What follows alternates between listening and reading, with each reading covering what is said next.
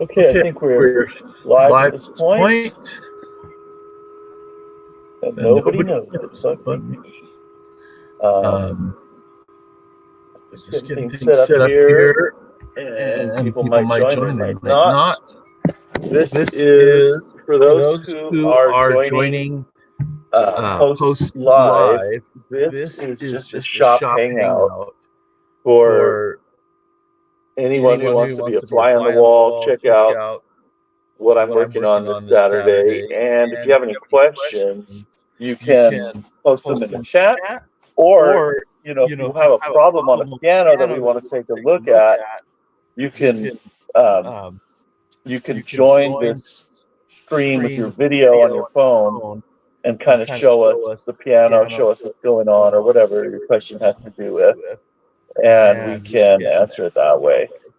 So while I'm actually by myself in this stream, I want to talk about kind of my vision of doing this and why I'm getting into YouTube. I think I've talked a little bit about just the desire to share, things I've learned.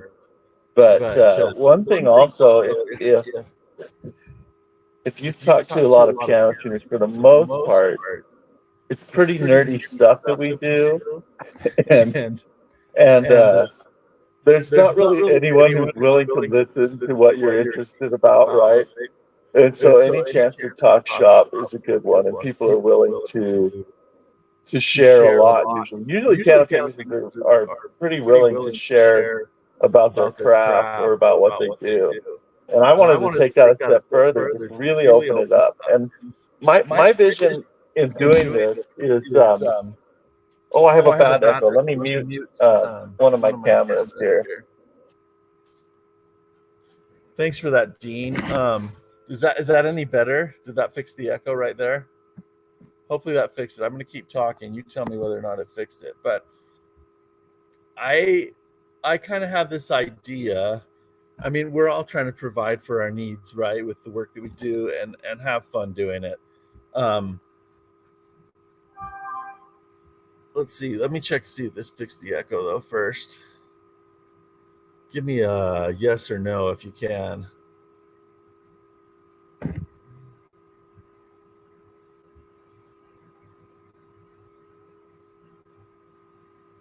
One thing is I've got the second camera and it's pumping out audio out, so I'm not sure if it's if the computer mic is picking that up, if I need to move that in proximity or something. It's just over here on the desk next to me, but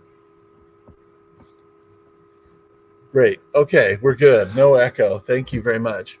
So I was just kind of I opened the stream here by myself, and I was practicing talking about why I'm doing this, but I'll continue with that just before I get started with my work here on this piano that you see in the screen. But I kind of envision, okay, first of all, intro, I got to learn piano technology tuning for free, basically.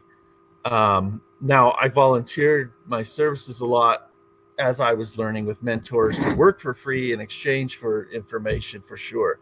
But I feel really grateful for that.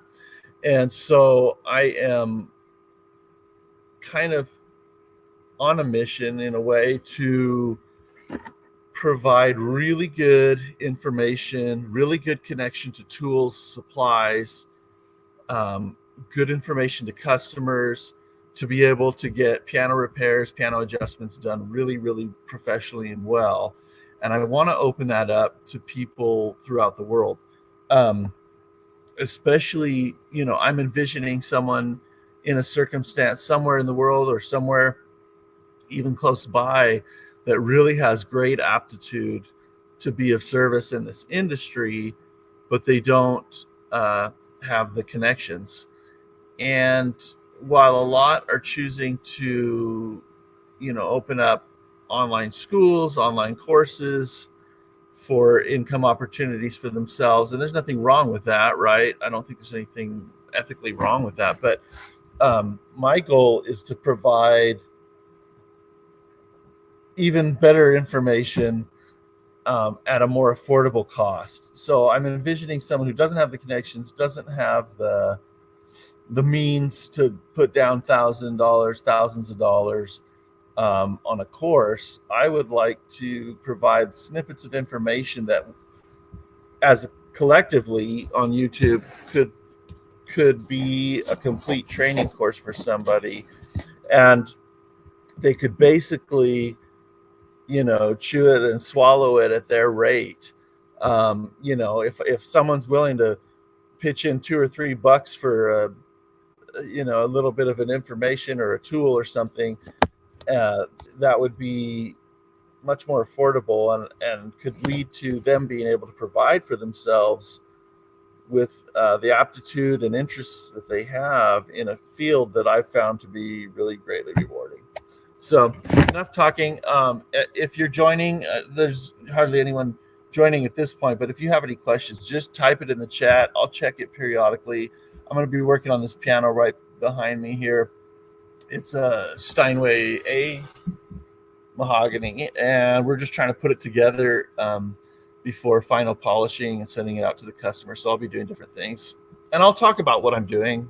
I'm just hanging here in the shop, so I'll kind of let you know what's going on, why I'm doing what I'm doing, maybe. But any specific questions will help in guiding that. So we'll go ahead, and I'll just get going.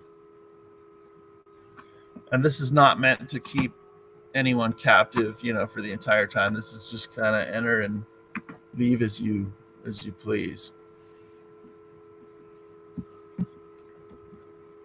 So I'm going to grab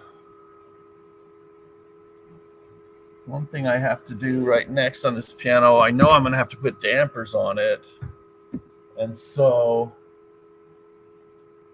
I've got to glue damper felts on the heads that we've painted. So I'm going to be working on that.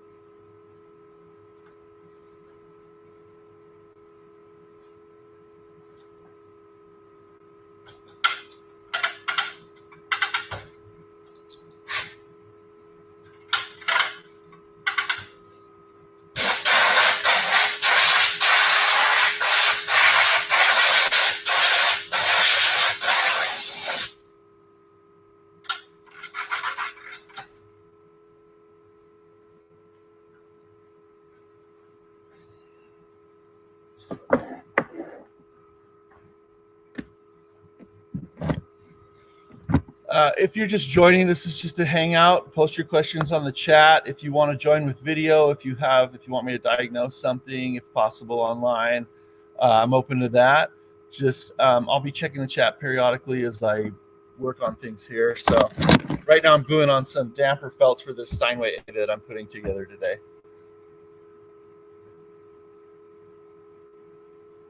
Let's see if I can get a good view on what we're doing here.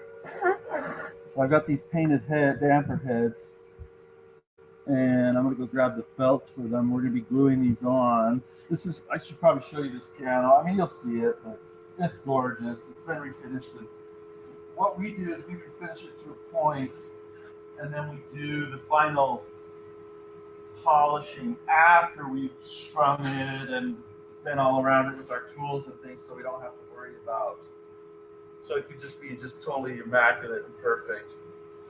It could just be perfect for the customer before we send it out.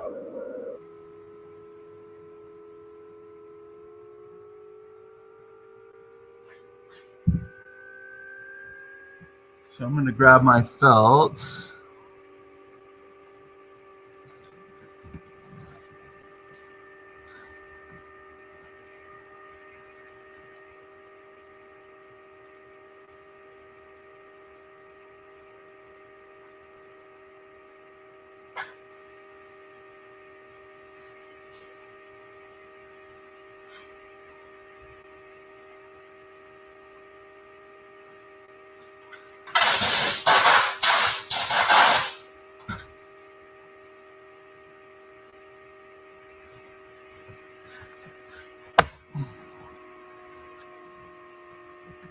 These damper felts, I believe, came from Steinway directly. I mean, they get their supply from a third-party supplier, so it's not like they manufacture them themselves, I don't think. And so I have two suppliers that I'll typically use for these. But this is a Model A, and I'm turning a Model. I ordered some B felts. No, I had some B felts on hand, is what it was, and I figured I had enough spare material to make it work for a Model A. So that's what we're doing.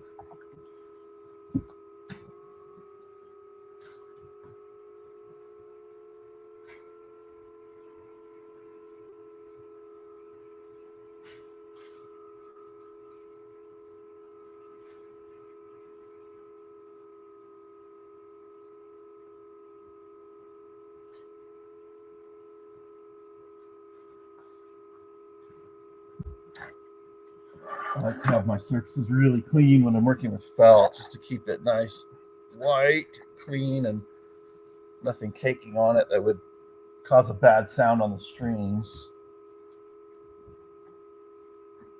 So we're doing that.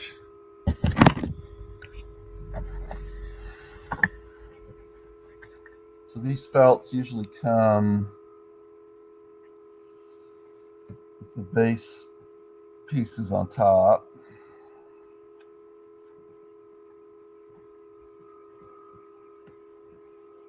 Just going to pull these out first and kind of get sorting here pretty soon. I was taught to, well, when I say I was taught, this was at the Steinway factory in New York, when I took a damper class there for a week, and it's a really good class. We were instructed from the ground up pretty much how to install a damper system and regulate the dampers so that they would work well. So, and one of the things they said was, when you first get your felts out, sort them, because we want to have kind of a let me see if I can get this camera here so you can kind of see more what I'm doing.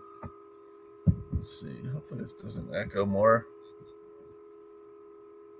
I can't totally mute the audio coming out of my phone camera, so it's kind of awkward that way, but I'm figuring it out.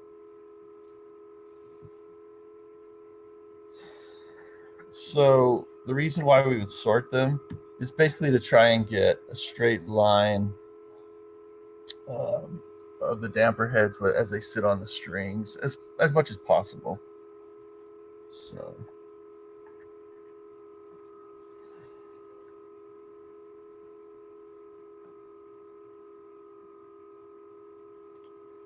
we have felts for the single bass strings. We have felt wedges for the bichords, where there's 2 strings per note, and then for where there's 3 strings per note.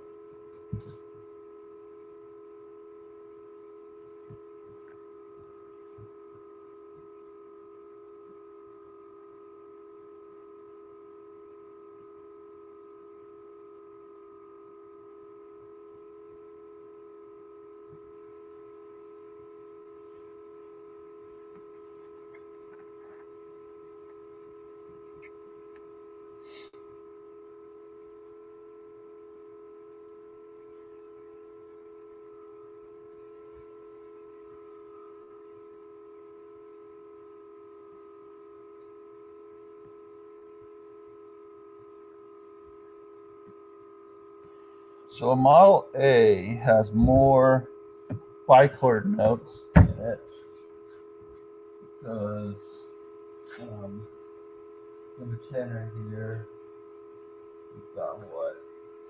2.5 bichord notes there. It still has 20 notes in the bass, 2, 4, 6, 8, 10, 12, 14, 16, 20. So it's like a Model B. in that way, but I basically need to come up with 10 more felt pieces of bicord, and they look like they look like these triangle wedges here. 10 more pieces than a Model B. And then we have all these little baby tricord pieces, and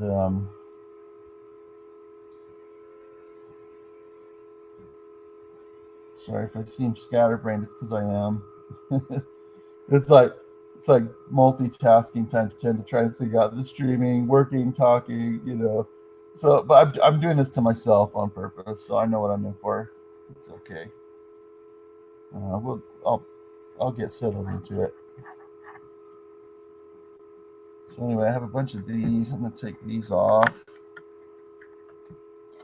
These I don't need to sort, that are for the notes with 3 strings so much. But I do want to, let me turn my damper heads around. So the bass is on the left.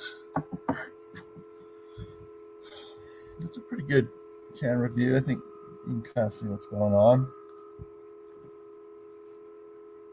If you're joining, just write in here. You can just post a comment or question on the chat, or you can just hang out and watch, whatever you want to do. I'm gluing damper felts, preparing to glue damper felts on a damper heads for a Steinway Model A. Beautiful piano, and I think it's going to turn out great. The sound is going to be great too. So I'm super happy about that. Anyway, I'm going to sort these. I'm going to get down low, and I'm going to look and see. If you look, let's see if I don't know, this is pick up on camera, but the depth of these troughs, or the height where this V at the bottom of the trough, which is really the top, is from the red, it varies a little bit in the set. And so if I want to have a straight line on the dampers when some strings are thicker than others, then I want to have, think about this right, I want to have the shortest distance for the largest strings and the longest distance for the shortest string. So I'm going to get down low and sort that height.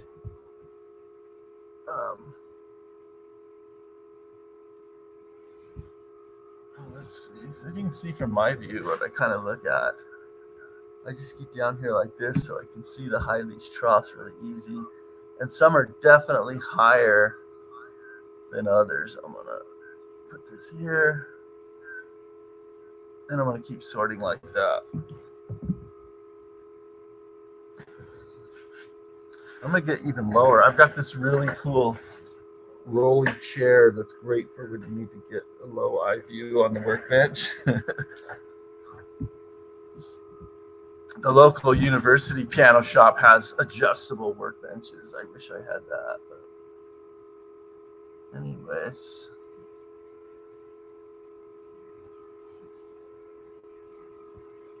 This doesn't have to take too long. You think, are we really going to take the time to sort all these?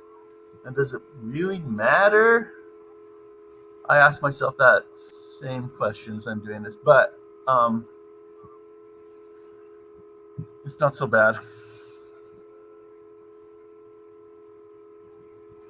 It can be done pretty quickly.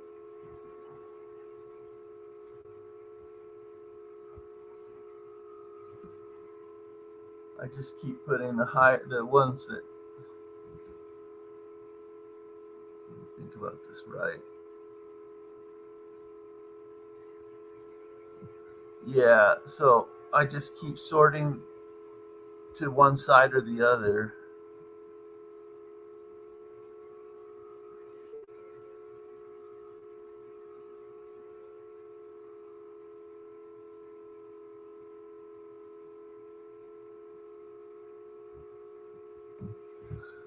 And I am down here.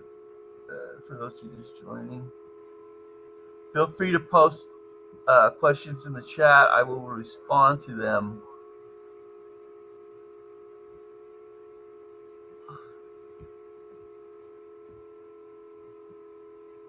I don't mind if you interrupt me. That's kind of what this is for. So, hey, thanks for joining, Andre. Thank you for the comment.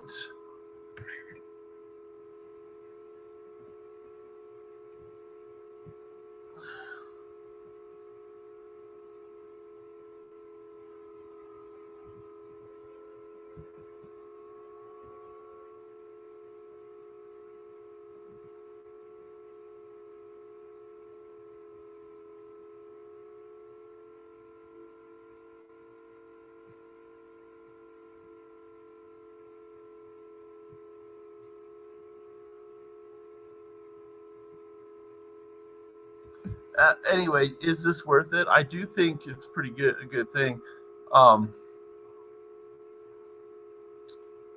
It's it does make a visual difference on the dampers, is what I've determined, and so I do it.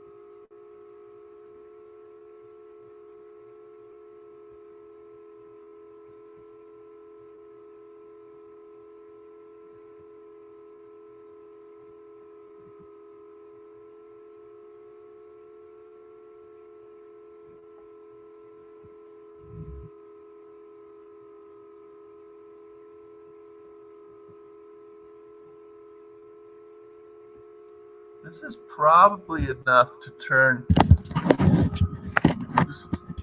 Probably enough to turn somebody off of wanting to do this kind of work.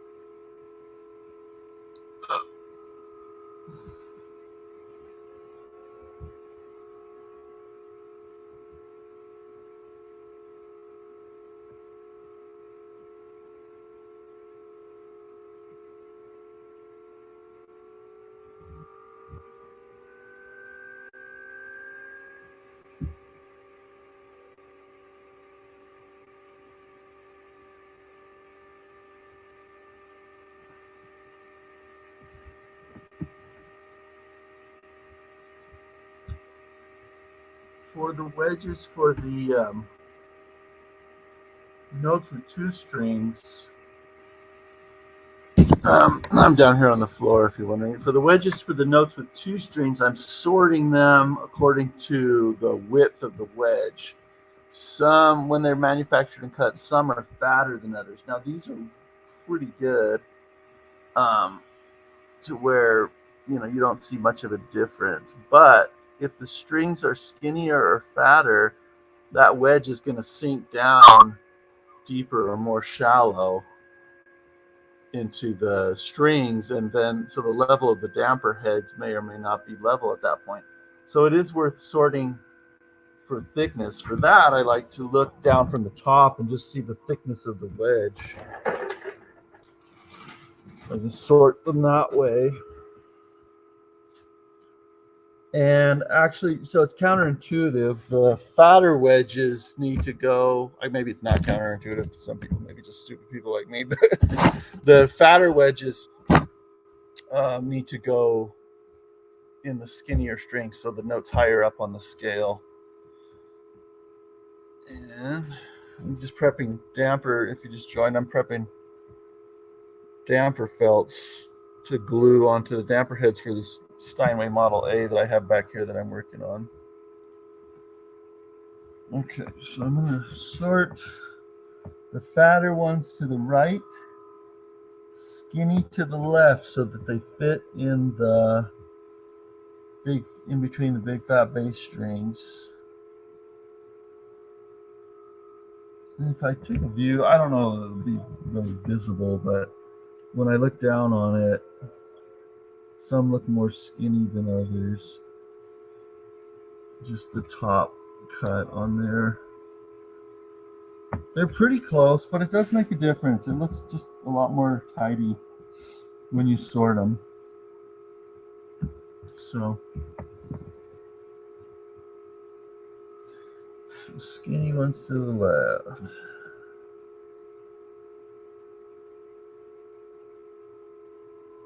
I don't expect today to be action-packed, so don't you expect it. I mean, this is the reality of what I do. It's a lot of turning screws, it's a lot of sorting things, a lot of patience involved. But I find it really relaxing, actually. So.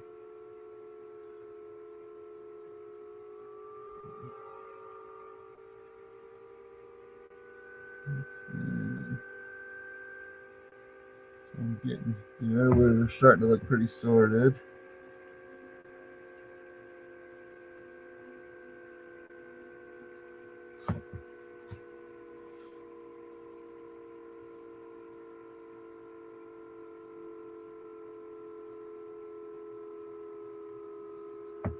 This is just prior to gluing these on.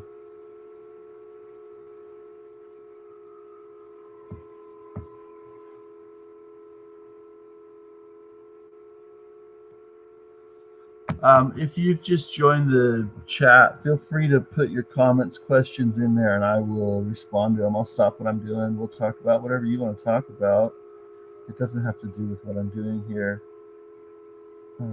Just open for you. You can, if you have a piano problem, you can put it on the video stream. We can take a look together and see if what might be a good solution if we can tell online. There's a lot I can tell just hearing about it, or even just seeing a picture of what's going on with the piano. So, okay, I think got these sorted the way I want. Just about. Now each of these felts, they're glued in pairs on the damper heads. So now I'm going to start sorting.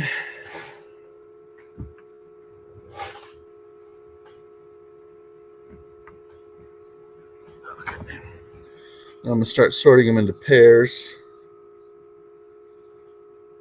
Getting ready to glue them.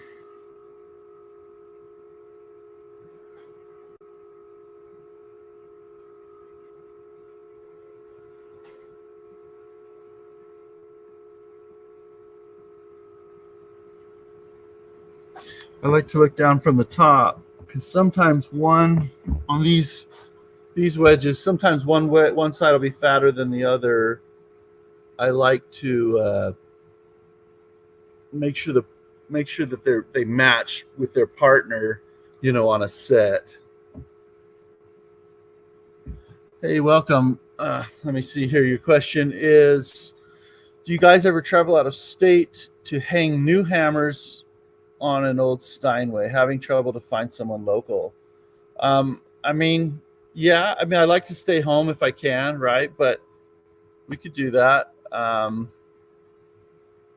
It's probably preferable to be there at the piano. What kind of model is it? What model of Steinway is it? Some of the shorter pianos we could do in the shop here and send it out, but then the final voicing, yeah, we definitely want to be at the piano. So just Bridgeman 3, let me know what model of Steinway it is and what state we're talking about.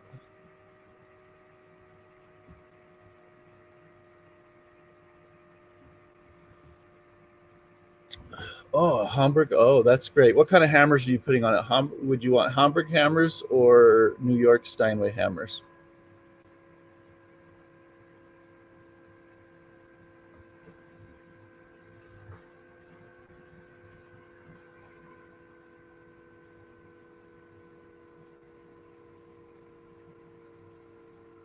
And if you're not familiar with the differences, I can kind of let you know on that.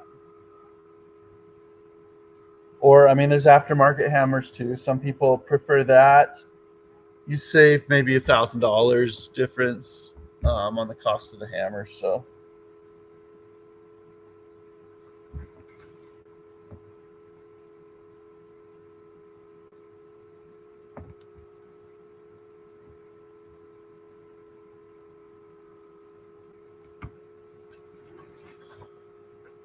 yeah, but I guess I should answer your question first. Yeah, we could travel out of state. It would just be a matter of extra cost for travel and time. So yeah, I'll post my email if you wanted to, or you can also do. I think you have access to a private chat on the stream here. We could do that. I could kind of give you some figures, what it would look like. But let me put my email on here. It's really easy. Well, easy to say, hard to type. Salt Lake Piano Service. It's a typo nightmare at gmail.com. And that'll go in the chat there. You're welcome to reach out to me directly if you wanted a quote on that. Putting on new hammers,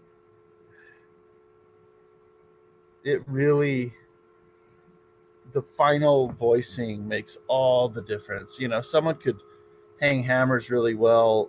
They could align them just right and everything, but if they're not voiced right in the end, it can make a huge difference whether or not it's a successful job.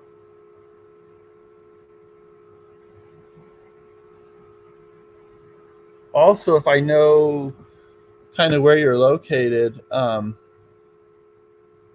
so Renner said Renner Premium Blue Points. They said new hammers would be too heavy for the old piano. Well, I think it can be still done. The action can be weighted, such to adjust for the new hammers. So I think it would be just fine either way. And I prefer the sound of, the actual Steinway hammers. So maybe for Hamburg hammers, maybe that's true. I'm not as familiar with them. We're hanging mostly New York hammers. So I put myself out there. I don't like the sound of the Renner Blue Points, and I don't like the way they wear or how they shape. And I don't know if you contacted Renner USA or where you spoke to, or Steinway, but I don't like them as much. They don't sound as good to me. So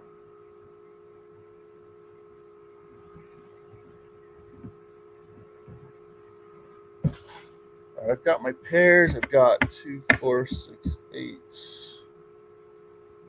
2, 4, 6, 8, 10, 12.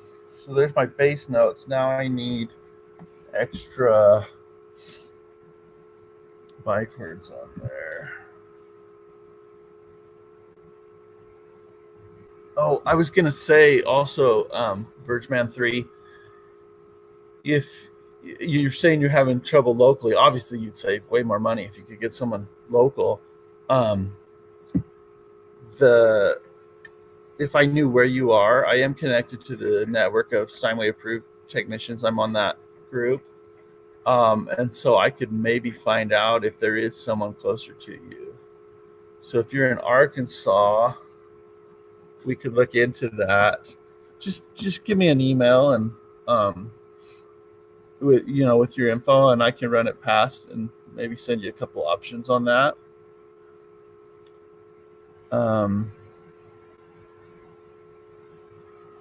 Yeah. Some actions in a piano have to be, you kind of need to start with a fresh set of keys to get the geometry right so that you can have the mechanical advantage that you want for the weight of the hammers. But I'm really scratching my head why someone at Renner told you to put Renner blue points on that piano. So maybe it just works better on most pianos just for the weighting. But for me, I mean, sound is primary, and then we can deal with the weighting from that point. That's kind of my take. I'm not saying I would take a heavy action, if it sounds good, but I'm just saying if the hammers aren't going to sound as good, I don't want to put them on there no matter what their weight is.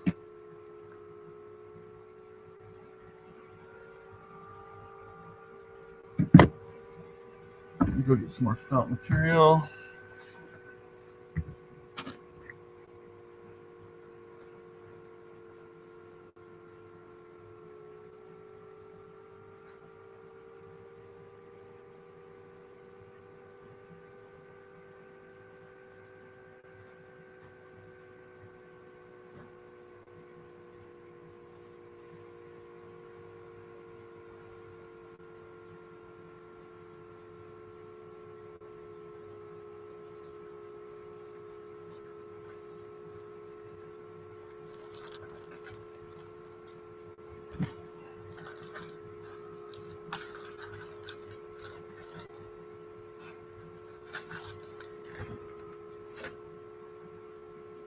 You could,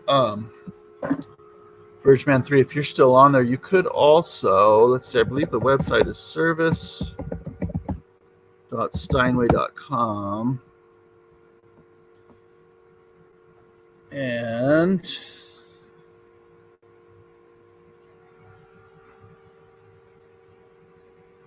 there is a contact us. And you could see whether or not there's someone closer to you that would install those hammers. I mean, don't get me wrong, I'd love to do it, but I want to do what's most cost effective for you. So service.steinway.com, and then you can look for the contact us link down at the very bottom of the page. I need to cut some more of these wedges. I need 10 more, so I need my cutting block.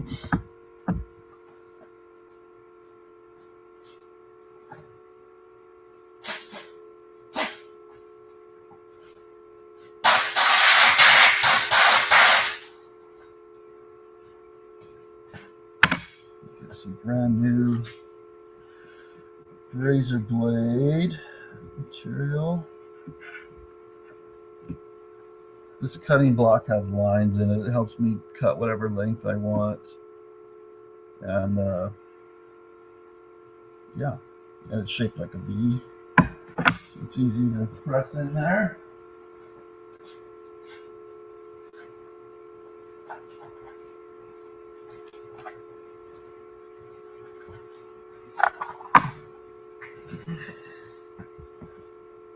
Okay, original restoration, Lindeblad.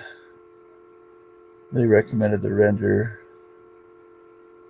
New Hamburg collection. Yeah, I mean, if current production hammers are available for any make of piano, I try and use those. And I mean, especially Steinway, the Hamburg hammers sound great. They definitely aren't the same as the Blue Points. So was it Lindeblad that recommended the Blue Points, or was it Renner USA in Arizona?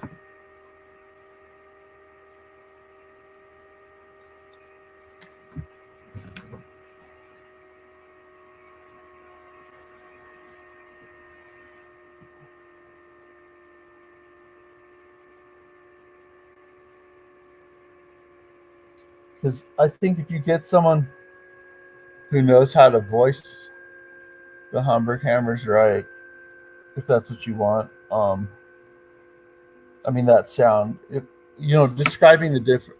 Well, let's see. Yeah, Renner USA said Blue Points. Yeah, that does not surprise me. So I respect what they're saying, maybe with the weight difference, but it can be accounted for, and I think the sound would be much better with the actual Steinway Hamburg hammers. So that makes sense to me. You have a little bit of a conflict of interest. Steinway purchased Renner, but I'm not sure the relationship there between Renner USA and Steinway at this point, and there may be a little bit of a conflict of interest going on.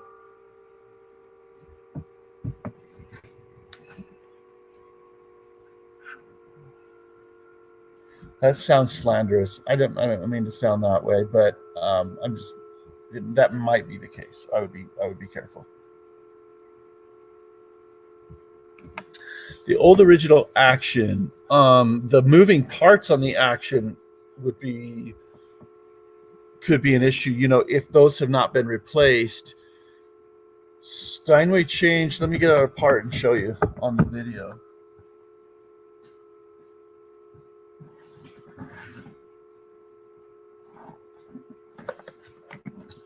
So the New York factory, they shut down a lot of their Action parts production, and they're ordering now from Renner in Germany. But I want to show you the two main components of the Action and how they might help with the weighting and the lightness of the touch. So here is a hammer shank, and the distance, let me get something really pointy to point with. There's my pointy stuff. Let's see, let me go grab something really quick.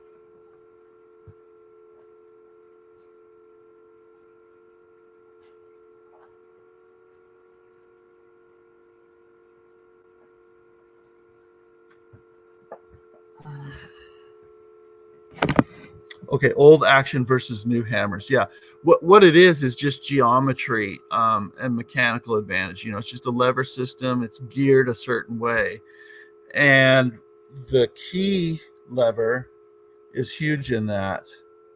Some of the other levers that are in the parts leading up to where the hammer lifts, you can switch out if they haven't already been switched out. And well, I mean, even then you can switch them out. But okay, so the distance between this pin where the part moves on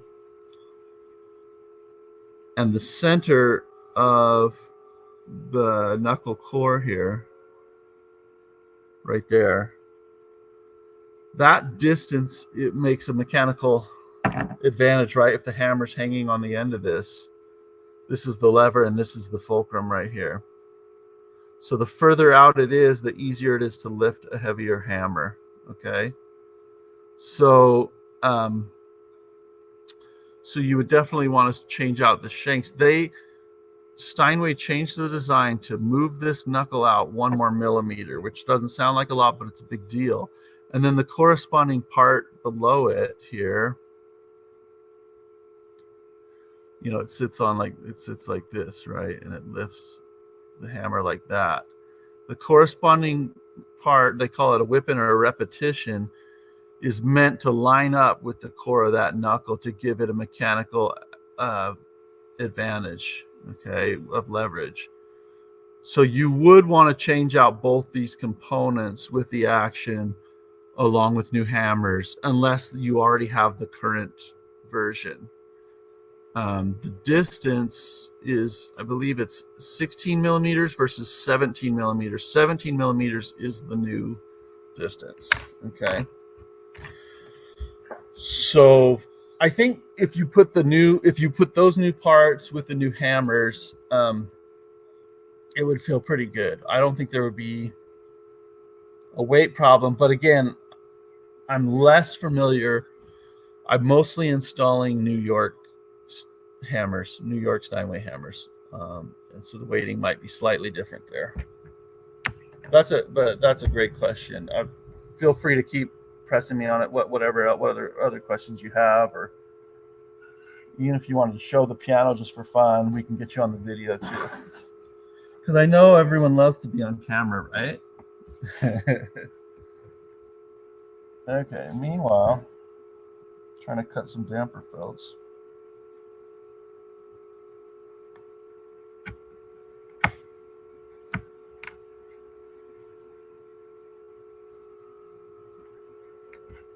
And I have 5 extra notes in the tenor on this model, so I need 10. Thinking out loud here with you. Or maybe not with you, maybe just by myself.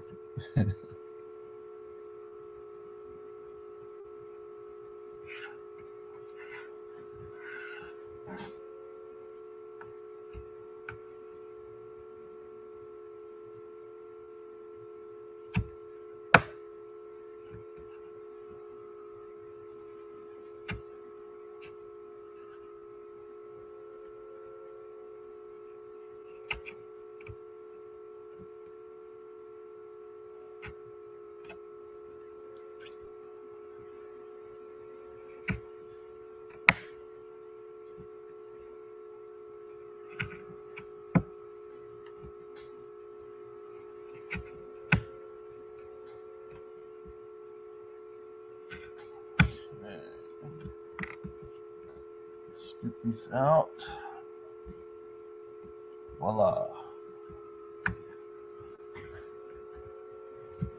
Yeah, you don't want a clunky old action. You want to replace these components for several reasons. The knuckle, especially, being brand new, all the joints being, no gunk in them. A lot of the older actions have a thing in them called verdigris that can make friction a huge problem with the weighting. So most issues with weighting are really like friction issues. So putting the new parts will resolve a whole lot.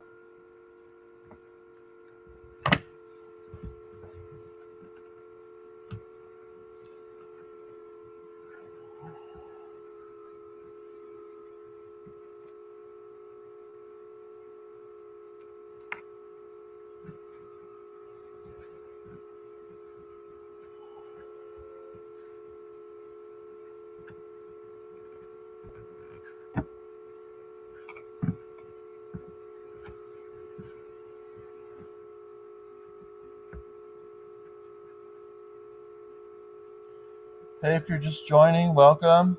Feel free to post questions on the chat or comments or anything. I'm just prepping damper felts to glue on a Steinway Model A. And I have pre-cut felts, but I'm having to cut some extras because I'm converting a set that was for a Model B to work for a Model A. So let's see if we have enough now. Let's see, I need 5 extra notes.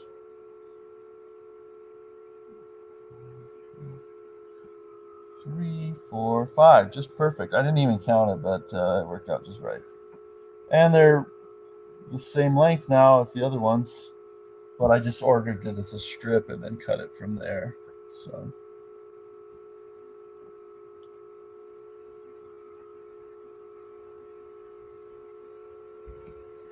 I'm working that.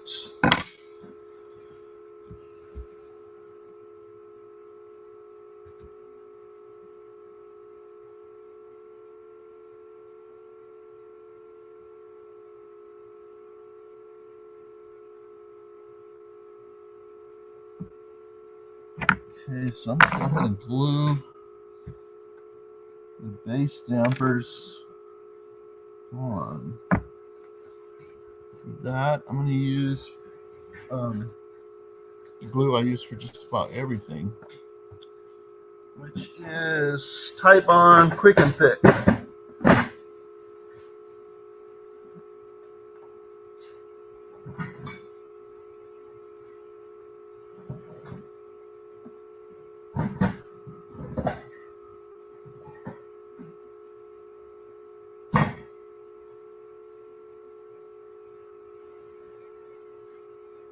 Okay.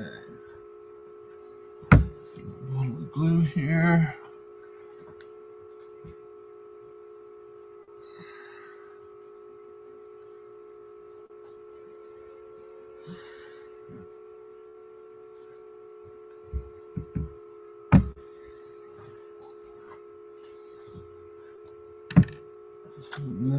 Alignment's kind of critical on these.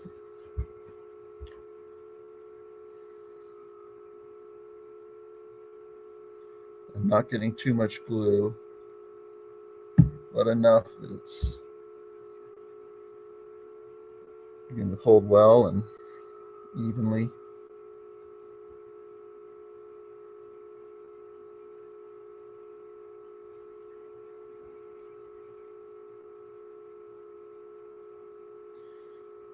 These older heads on the Steinway are a little bit the heads or the wood part here, they're a little more narrow than what the heads are now currently, and so there's a little bit of a difference there.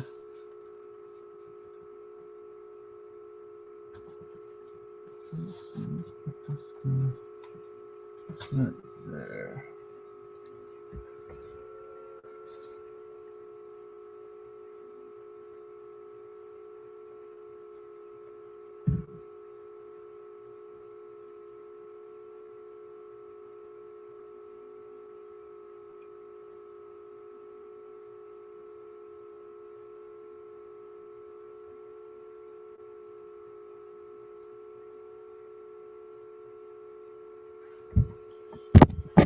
Let's have to line things up so the damper head can be straight on the string.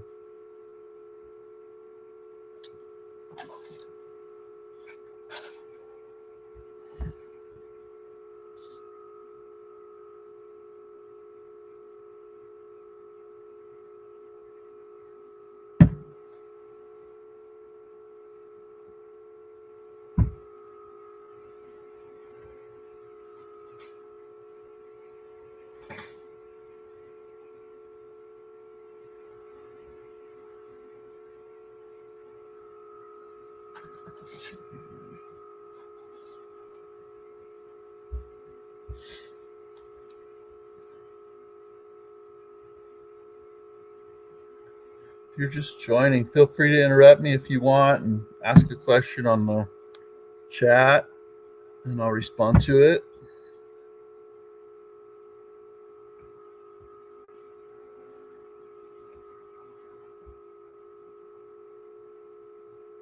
You can ask what I'm doing, whatever you want.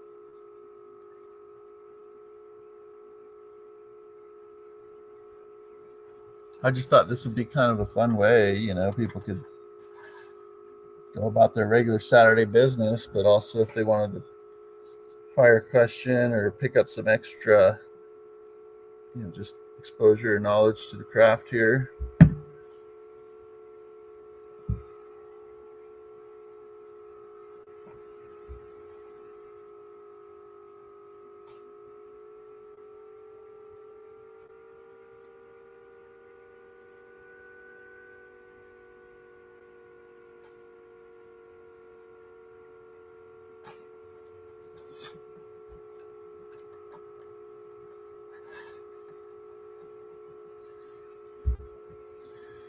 These dampers go to a Model A behind me here that I'm putting together today. Well, we'll see how far we get. We're kind of in the alignment process, and I know I'm going to have to put dampers on as soon as I finish regulating the action, so I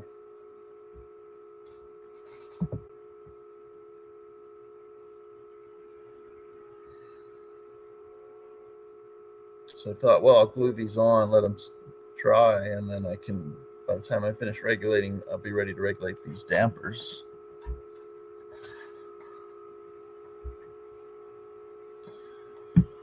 Okay. So Vergeman, they only did pin block, pins, dampers, and strings. Yeah, so basically a belly reconditioning there, so that it was tunable and structurally good. So where your piano was, where your action hasn't been addressed, if you're going to put new hammers on, I would definitely recommend. Well, I mean, 1960s is not that old as far as pianos go either. So I mean, depending on the condition of the parts, but I like the current production parts much better. So if you can swallow the cost, it will definitely be a new instrument. It'll play really great. So let's see, I'm gonna run grab my tool bag. I will be right back. Feel free to post comments. It'll just take me just a moment.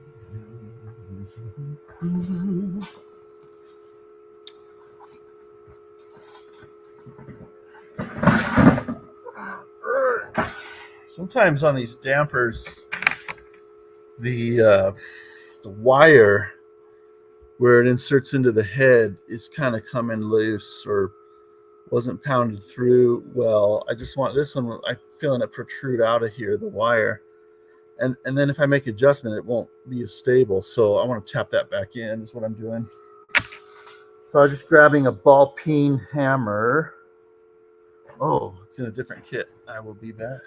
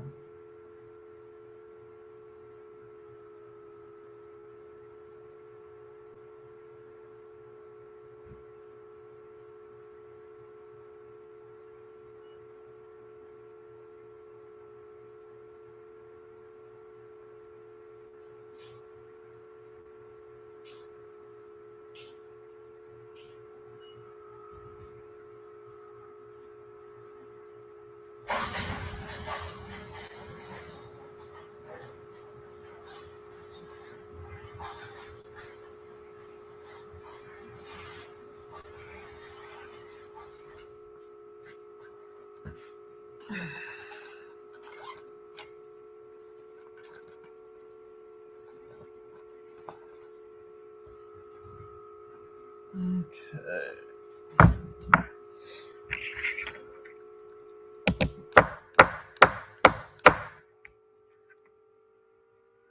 There, that recessed that back into there. A lot better. That's a lot. I feel a lot more comfortable with that going forward.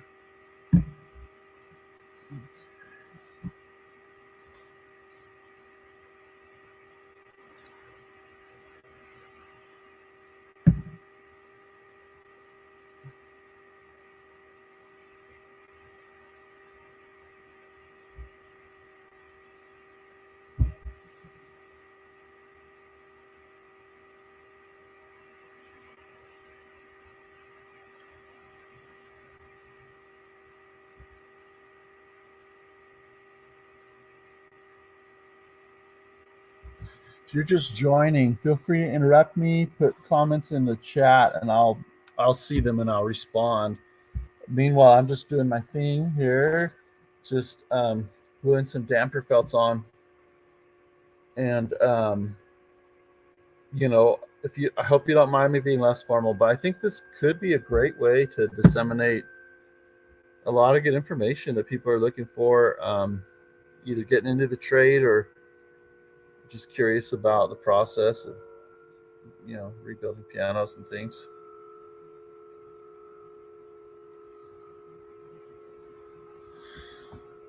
Okay, if you wanted to keep, so Virgin Man 3 says, if I wanted to keep the original action, does that change the hammers you would recommend?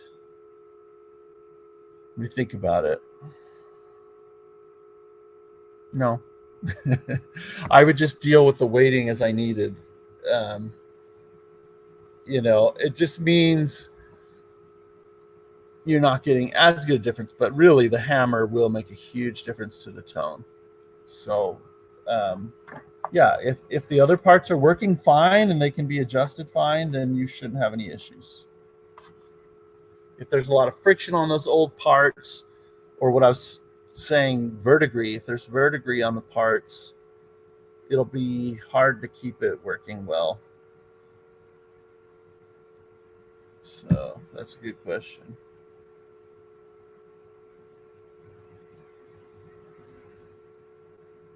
But yeah, cost is definitely a factor. One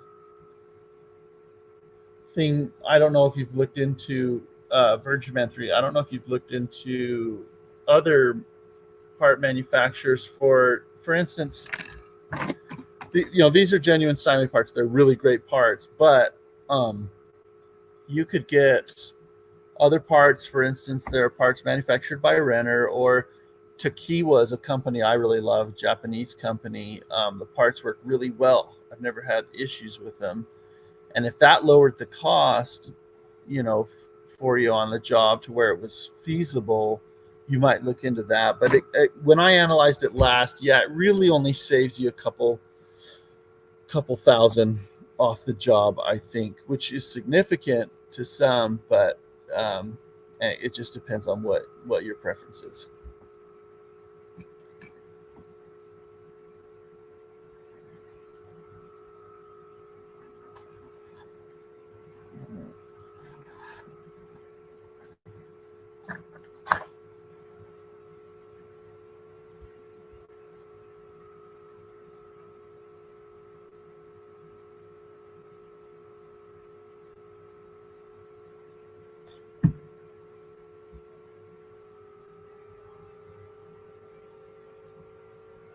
Normally I would work with some music, but I'm worried, like, if I did that for YouTube, that I would get a copyright strike or something, and so I don't want that. So sorry about that.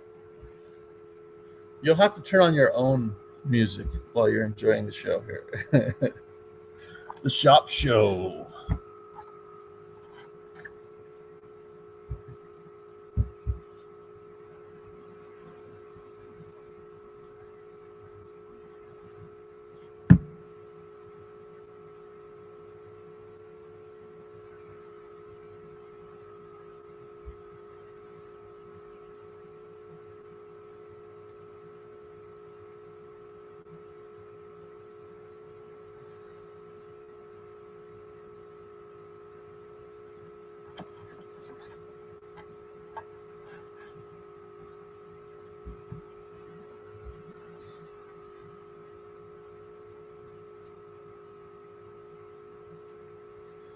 So this looks really easy, and it is pretty easy to do this, but this is a job that can be taught in a few minutes, right? And someone could do a pretty good job at it.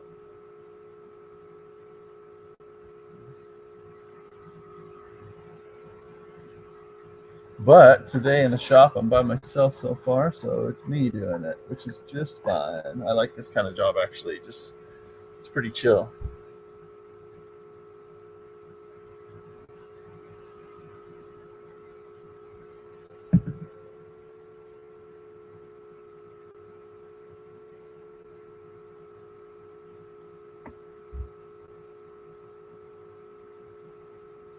So I sight down, I'll show you my checks when I'm aligning these. Not that you care necessarily, but I'm going to tell you anyway.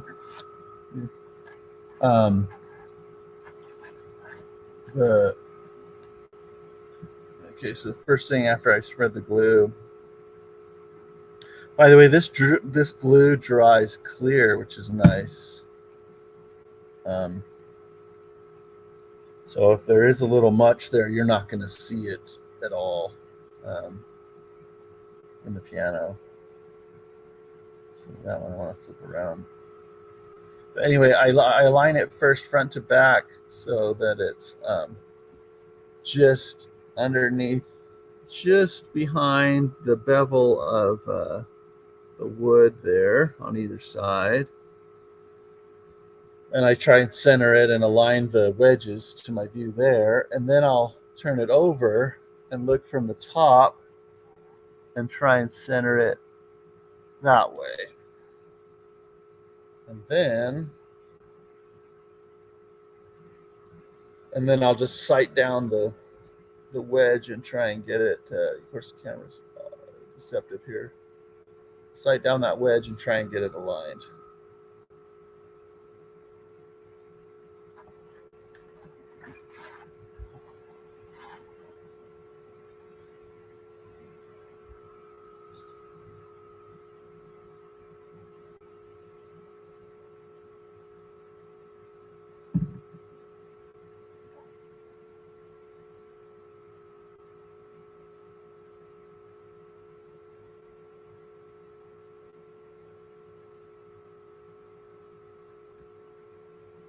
Hey, if you're just joining, feel free to comment in the chat any questions. I'm actually just trying to get some work done, but it may be of interest to people, to my audience here on the channel.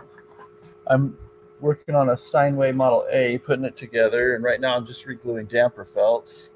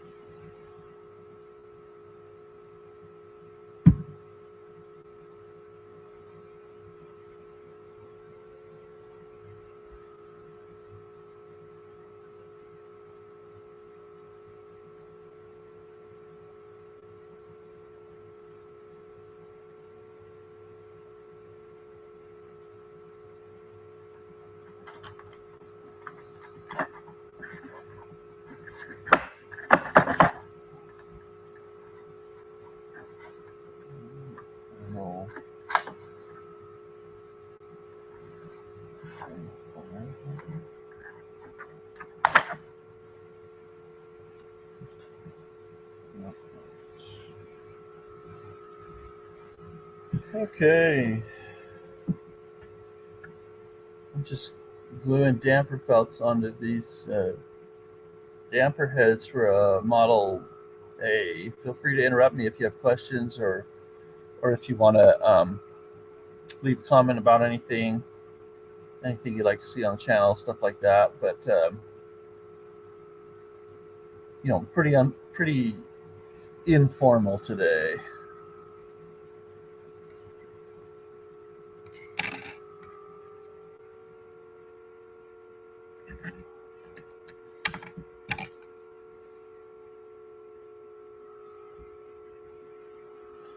This Model A is quite old. I want to say it's early 1900s for sure. I have to look it up for the exact year, but it's going to be a good one. We're in the process of regulating it and whatnot, and I wanted the glue to dry on these damper felts so that by the time I'm done regulating the action, I can start to work with the dampers and get them working.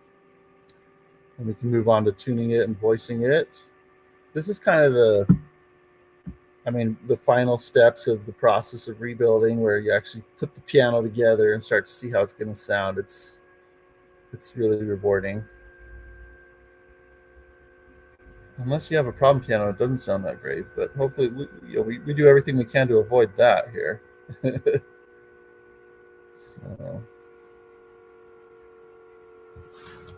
So this job that I'm doing is actually, it's pretty boring, right? Not for me. I could do this all day, but to watch. But anyway, that's the way the job goes. Here on this one, it's pretty short. I could put one felt on there, and I don't have quite enough room. I could cut a tiny one and make room for the wire, but that's not going to work. But I think I do get better damping if I get a little bit of a separation between these two. So I'm going to cut 1 1/2 almost, and then another one, same thing, and see if I can fit 2 onto this head with a little bit of a gap. And sure enough, I can, and I think that's gonna damp better. So we will do that on this one.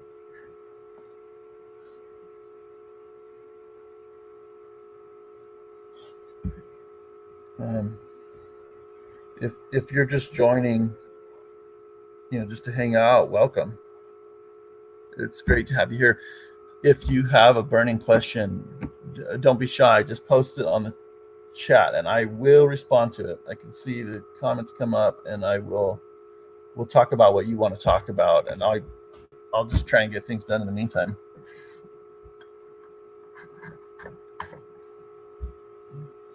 So now I've finished all the bass dampers, and those are looking good. Now we're moving on to the tenor section, and that's where it starts with 5 notes on this model of 2 strings each. So we're going to carry on with that. The camera where we want it.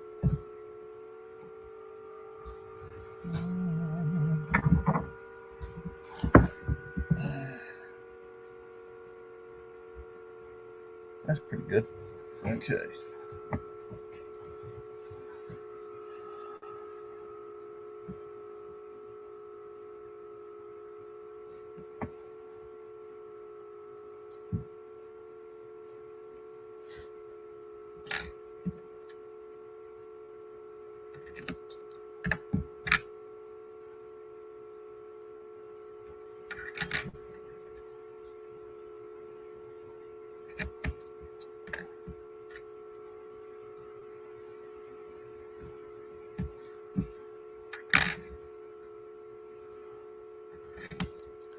I have to custom cut these dampers to fit the notes on either side, like right in the middle where there's we have these plate struts. The damper has to be cut at an angle to fit right there. And so we have to kind of cut those felts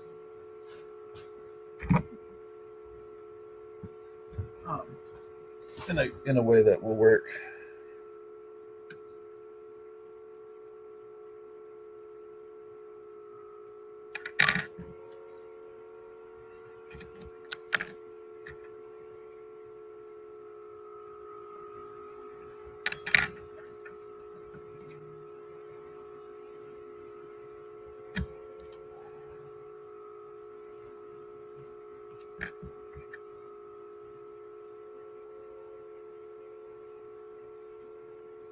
There we go.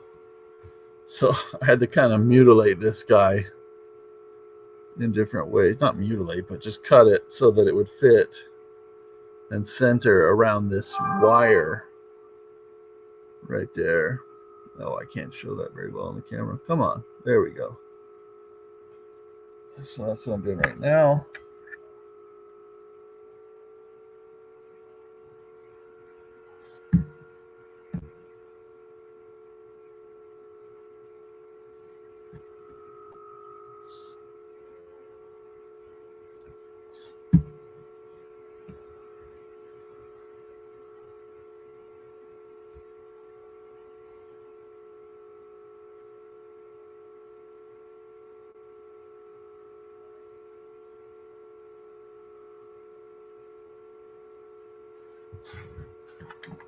Okay.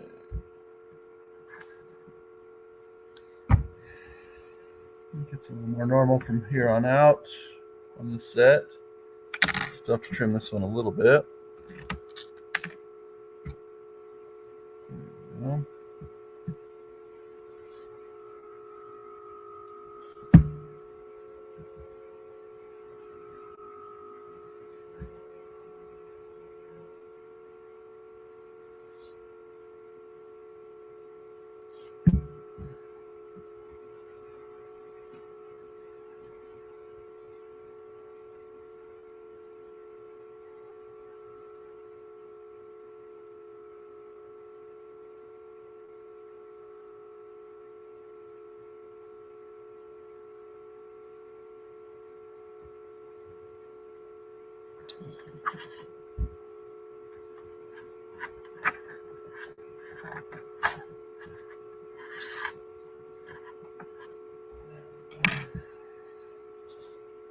That didn't work so well. Trying to get it on my rack and I knocked it right off. Need more glue on that.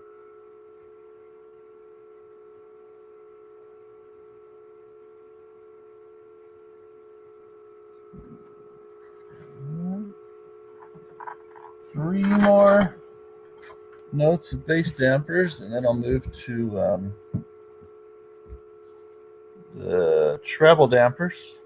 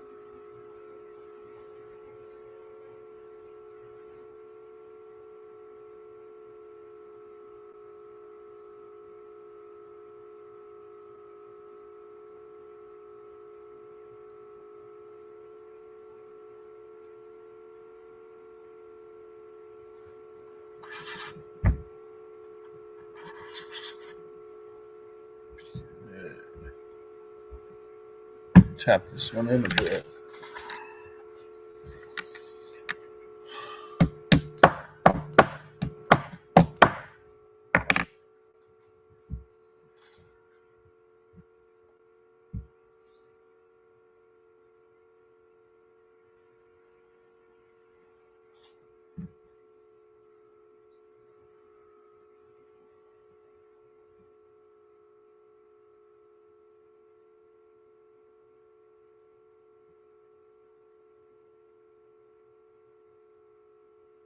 Okay.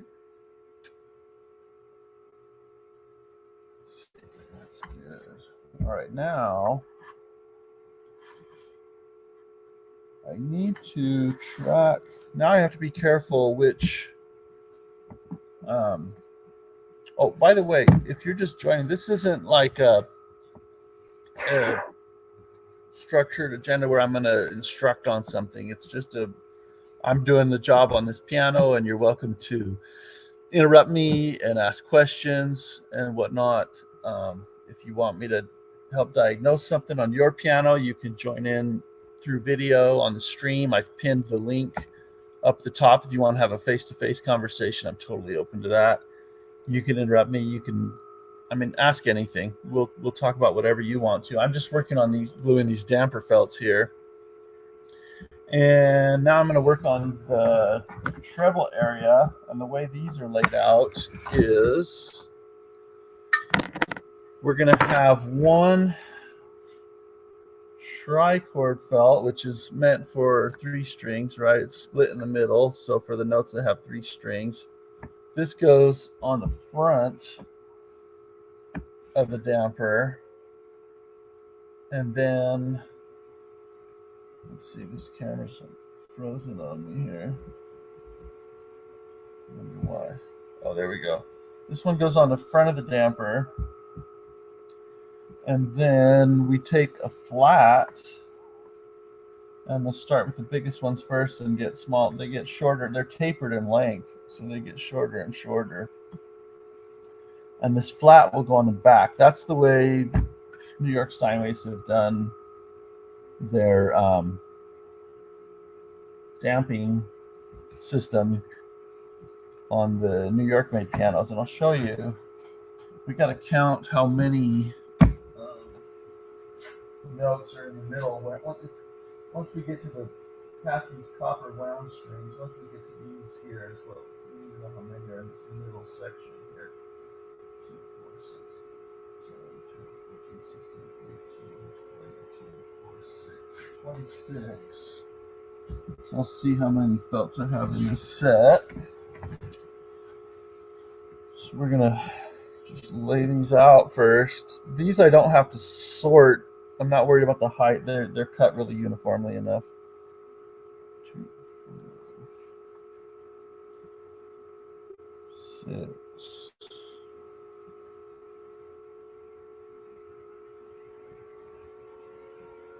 So,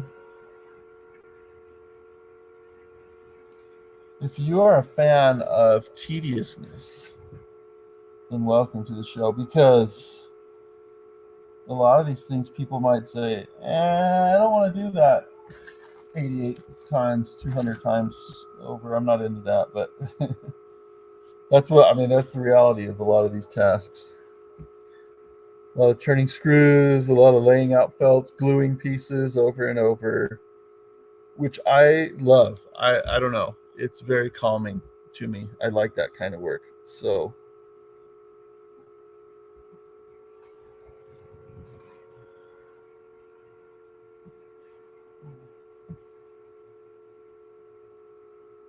all right. Nice long workbench here, thankfully. Let's see how many of these trichord wedges we have in the box. Normally I order these for the set for the specific model. This is for a Model B, and but the piano I'm working on is a Model A. So there's just a few subtle differences, but I have extra felt wedges that I'm cutting to account for that. So 2, 4, 6, 8, 10, 12, 14, 16, 18.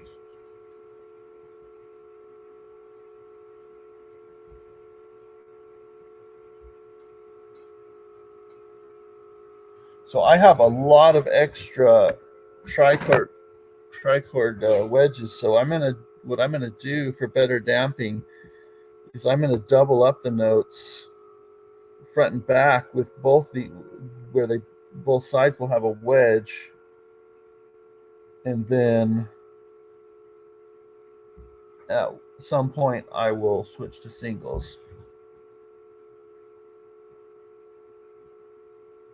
So here I've got 8 notes there. Let's go 10. Let's see if we still have enough to finish the section.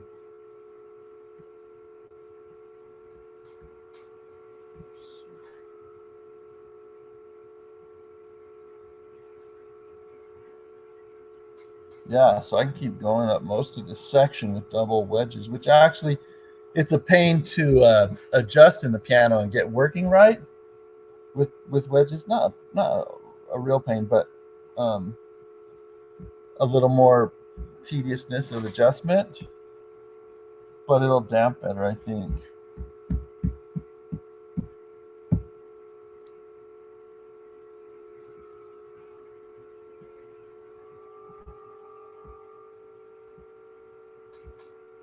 Okay, I think I've reached the magic number. So we should have, let's see if I lay this out. So in this middle section, we have mostly double wedges, which is, it's not usually done that way, but it'll damp great.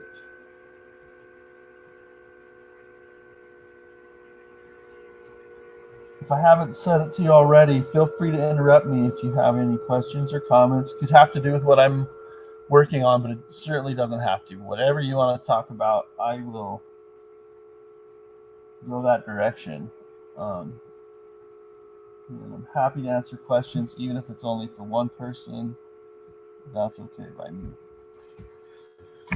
So I should have 26 notes worth 2, 4, 6, 8, 10, 12, 14, 16, 18, 22, 4, 6.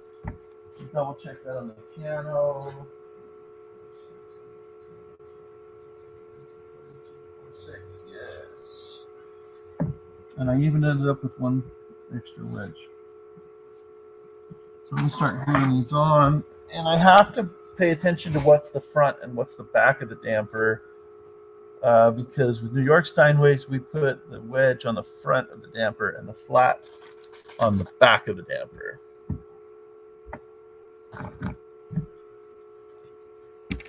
Okay. So let's see if I can orient this right on the camera. On the treble section, the wire's on the right side. I'm holding it backwards so you can tell. On the treble dampers, the wire always goes off to the right. On the bass, it always goes off to the left. So I can keep track of the front and back that way. Because I know it's going to be, this way. So that's the front, and that's the back. Of course, it doesn't matter on these that have the wedges on both the front and back, but once I get to doing a wedge and a flat, it'll be a bigger deal to get it right.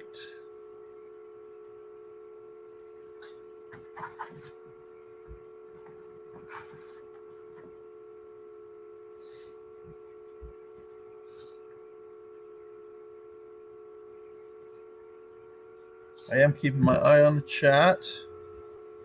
Anyone wants to chime in?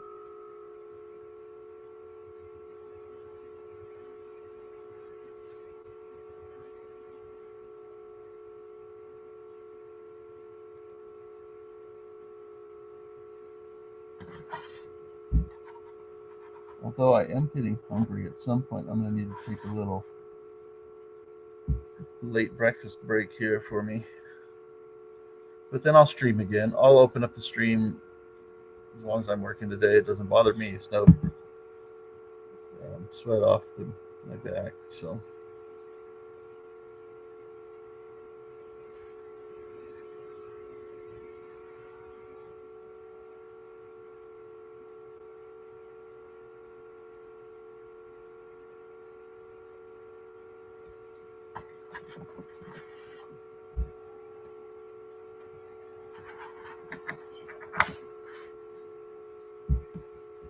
I want to look up the age of this piano just for fun, see what it was for sure. Because it's bothering me that I can't remember it. Let's see here. The serial number is 101616. I go to my trusty dusty serial number lookup service. It's called Pierce Pierce Piano Atlas is what most technicians use to look up the age of pianos. It's an atlas that's been ongoing for years and years, and you can you can get the online version or the print version. I just like the online version. When I'm out tuning pianos, I can look up, for most makes, I can look up pretty quickly when was this piano manufactured, and it's just kind of interesting. And I'm terrible with remembering numbers, so I should have all the Steinway serial numbers memorized by now, but I don't. So I'm going to look this one up here. This Model A is, and you can pretty much find out the year really quick from the first three numbers. So we reprint the serial numbers. See if I can get this mic on. We reprint the serial numbers on where they should go right there. And this is 101 616. Look that up. So this is a 1901. This piano is so quite old.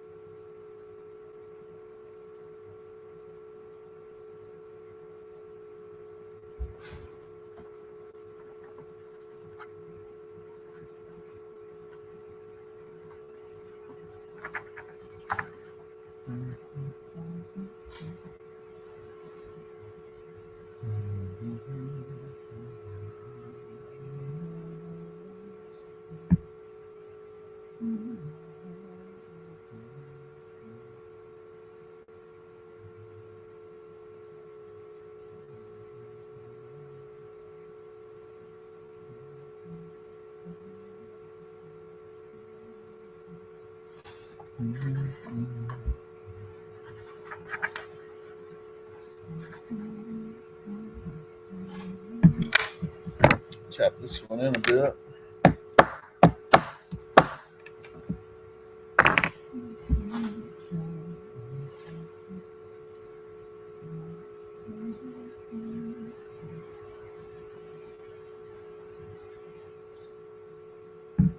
Gluing felt is kind of interesting because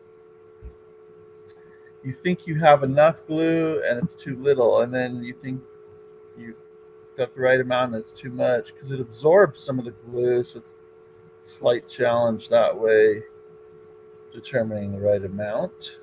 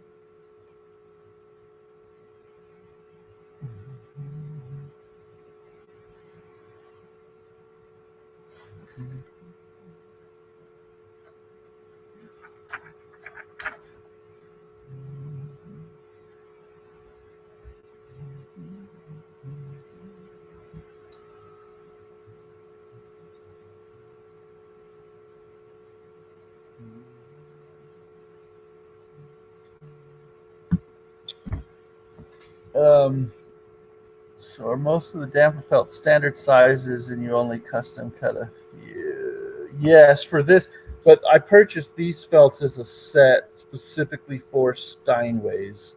They're cut with Steinway specifications.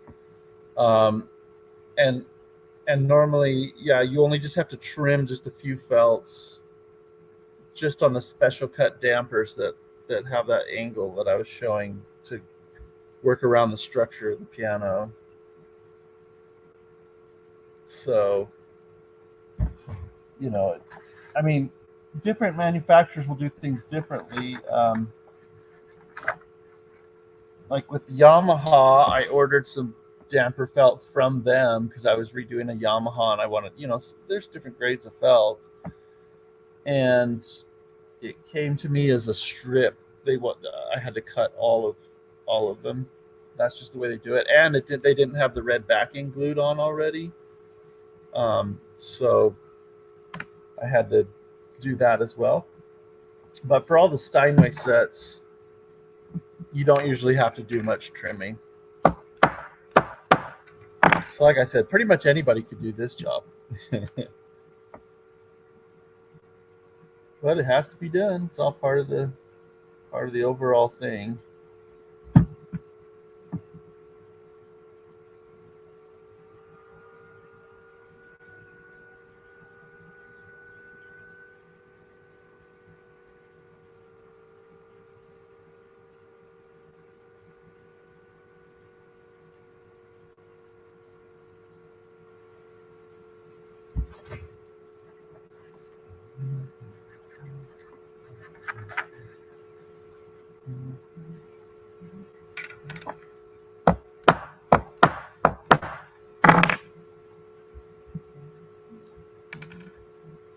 This glue sets up really fast. That's one of the reasons I like it. It's tacky, and it sets up very quickly. But that also means you can't leave your bottle sitting open very long, or it's no good anymore.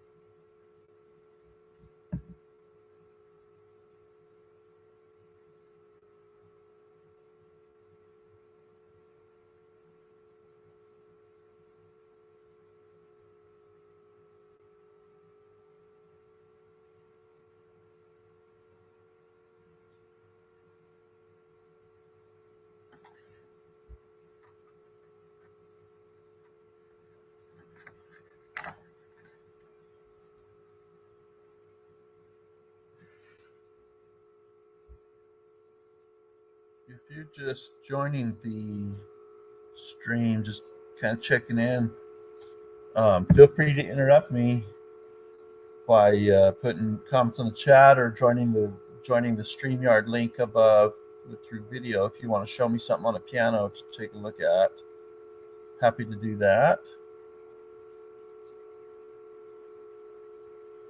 I'm just working on putting together a Steinway Model A from I already forgot. 1901, I think, is what we said a minute ago. I looked it up just 30 seconds ago and already forgot the number of that.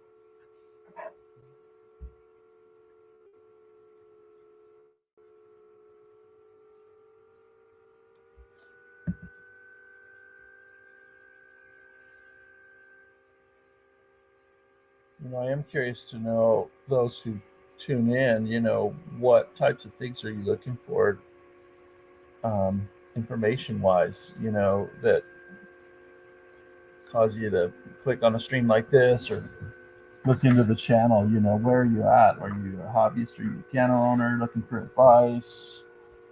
Things like that. I'm always curious to know who the audience is and what your needs are.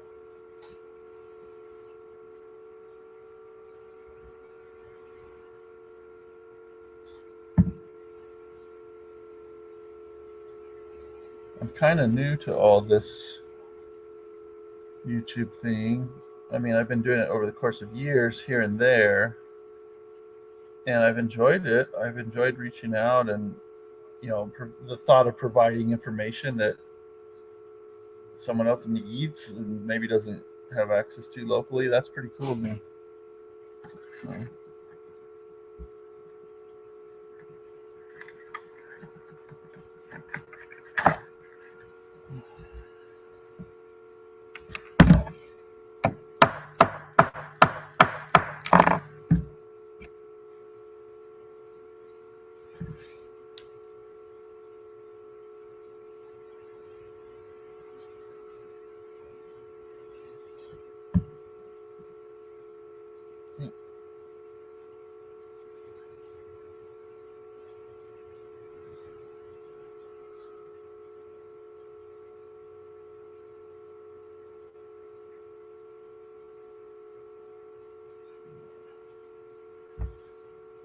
Yeah, so these that I'm gluing on now have you see the white there, that'll disappear. It's a clear glue once it dries, but these in the treble will have a wedge on the front and then a flat on the back. So I'm just kind of gluing them up that way.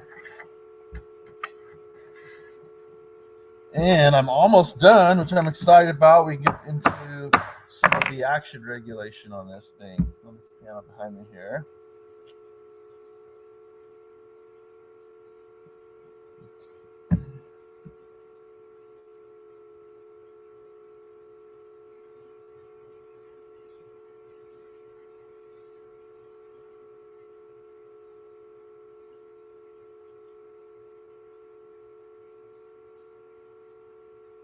Feel free to interrupt me if you have any questions about pianos, about anything.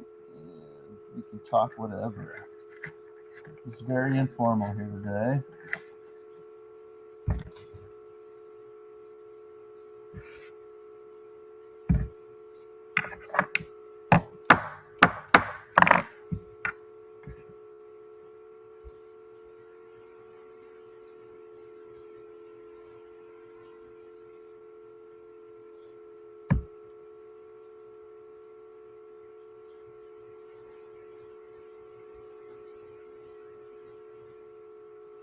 Wow, I just did something really good. I botched that one.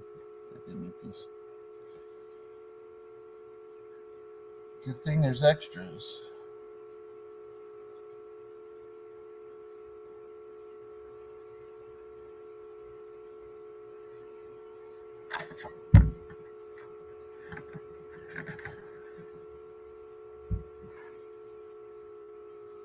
Look, here's another question. Let's see. Oh, responding to my question about what brought you here, what kind of information you're looking at, and it looks like Birchman 3 says through Josh Wright's channel. That's awesome. He's a good friend. Uh,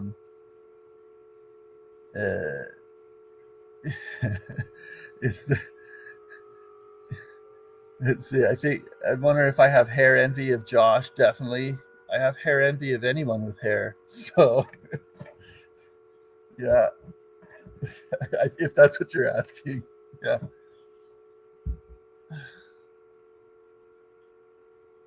Yeah, Josh. I went to work on his piano some years back, and I had been thinking of doing some YouTube things for a while. And he says, "Oh, you should do it." And he gave me a microphone that he had extra. He's given me a couple equipment pieces to get started. Gave me advice. He said, "Oh yeah," so he's been just super helpful.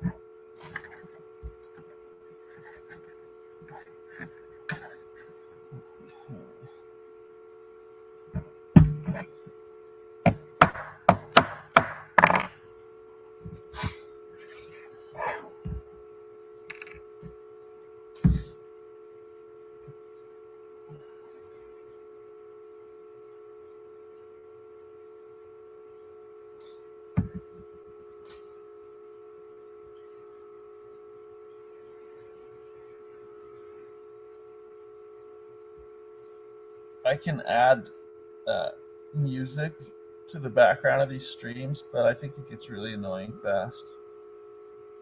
But it might give a sense of more energy than is actually the reality for these jobs. But no, I won't do that to you. It's basically just like different feels of music that'll loop over and over.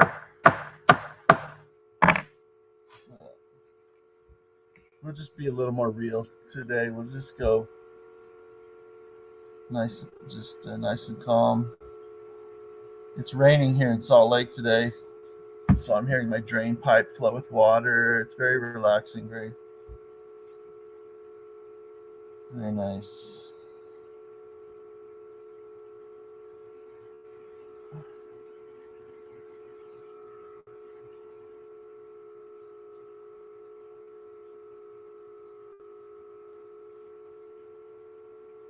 If you're joining in, feel free to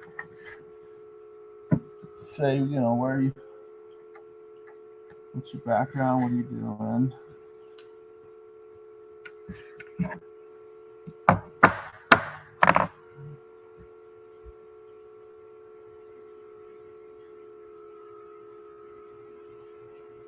To be a good technician, I feel like you have to really be a self-learner and kind of go after information wherever you can soak it in.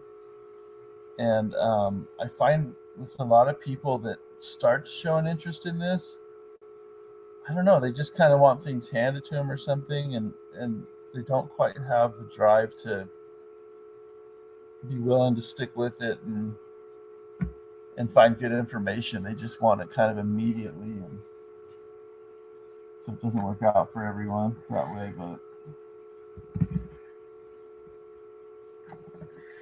two more on this section here.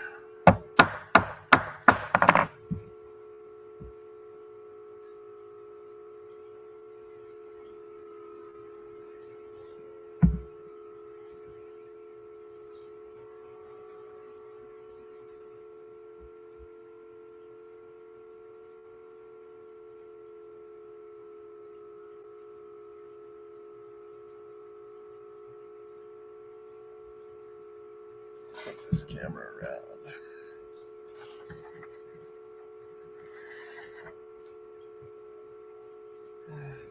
Just finishing up the last of these here.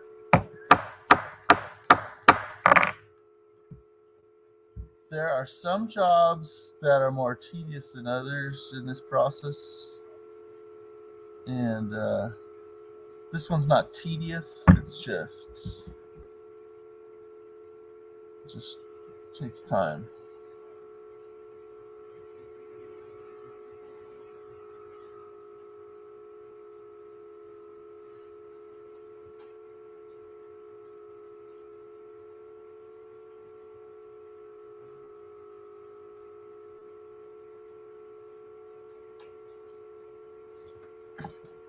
Okay, now I'm going to lay out some damper felts for the high treble of this piano. Let's see. So we've got about 2, 4, 6, 8, 10, 12, 14, 16 notes in that top treble section. And those are just flats on both sides of the head. So these are tapered. We just take the biggest ones and get smaller and smaller as we go. Hey, if you're joining the stream, just put any questions in the chat and I will respond to them pretty much right away. It's not like we have, this isn't a huge audience at all. So, I'm happy to talk about whatever interests you or however if I have anything that might help you out with what's going on in your world. Meanwhile, I'm counting out 16 notes, treble notes of damper felt here.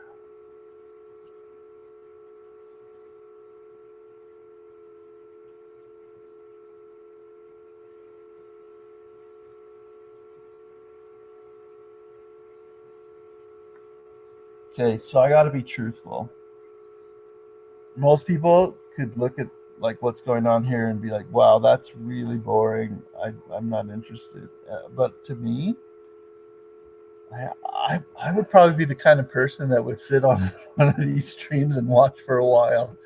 I don't know, but that. So anyway, if that's a window into the weirdness of the mind of a piano technician, I think you have to be a little bit OCD, at least a little bit, and this is therapy for that. For me, this is a repetitive action that you can do over and over. You don't have to think too hard. It's a little bit of a break. And so I'll be honest, I guess. I like this stuff. 2, 4, 6, 2, 4, 6, 8, 10, 12, 14. I really like there's a lot of little tasks that you have to master with your hands or just random things, gluing something or aligning something right. And to master those little micro tasks gives kind of a sense of accomplishment. It's kind of like playing a game, and getting better at it. And so for me, to learn all these tasks and then to develop ways to do them faster or with higher quality, that really interests me. So I'm always looking at, how can we do this more efficiently? How can we lay out our process in the shop better? Things like that. It's kind of a fascination of mine. Okay, one more of these notes, and I'll glue these on. And they do get skinnier. You can see a little bit here. They do get the taper over the shortest one. The highest one I'm doing is the skinny one, and the lowest note I'm doing is the left one. So they do change in size because you don't need, a shorter string isn't going to vibrate with as much amplitude. It's easier to mute it. So.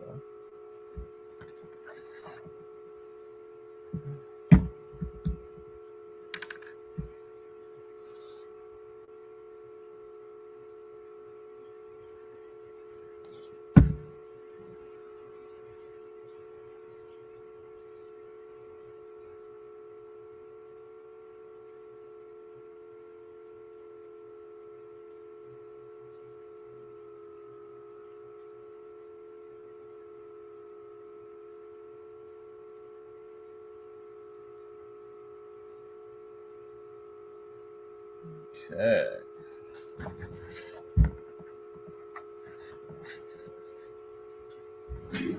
We're just about done with this part of the process.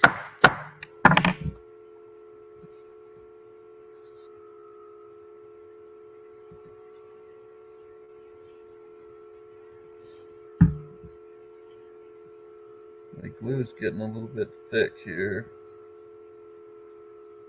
Had the lid open a little long.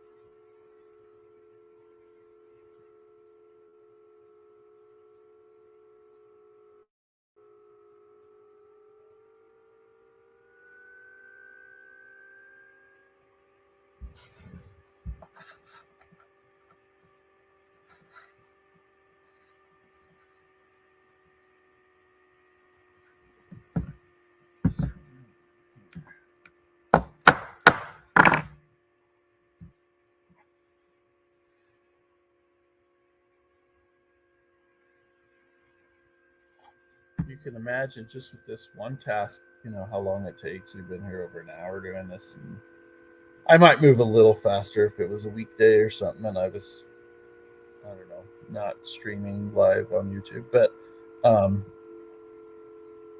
it's, you can imagine how many hours it takes to put together a whole piano. It's kind of a lot. And what we try and do is get faster and faster turnaround with high quality.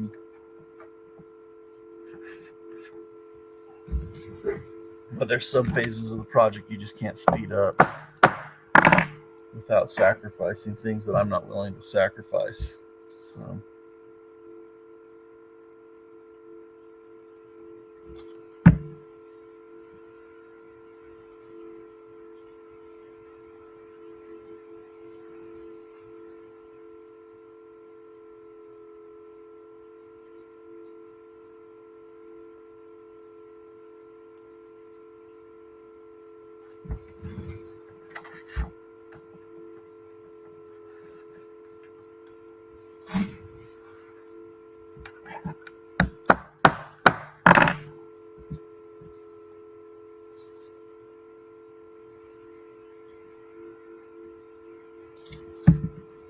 the damper heads also taper and get shorter and shorter as you go up the scale.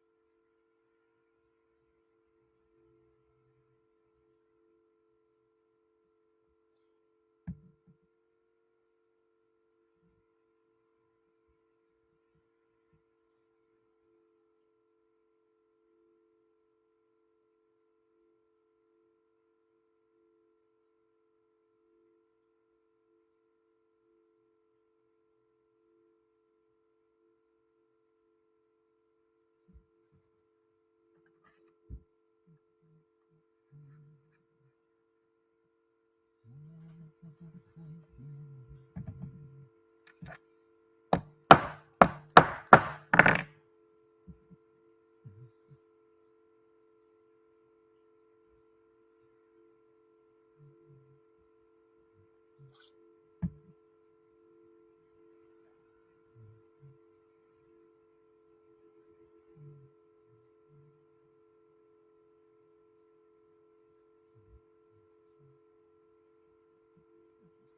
kind of blowing it out. Let's see.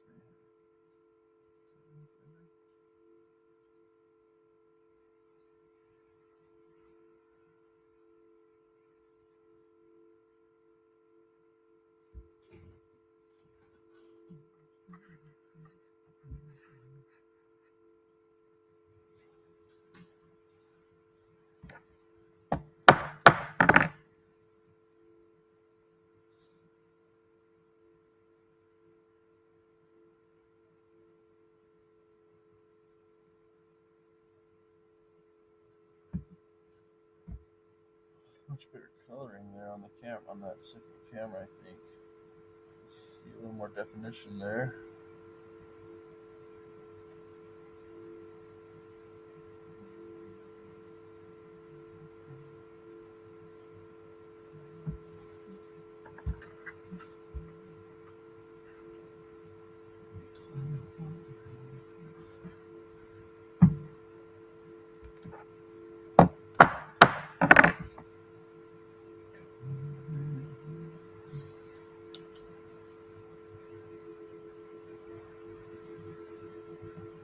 Bow's getting gunked up a bit.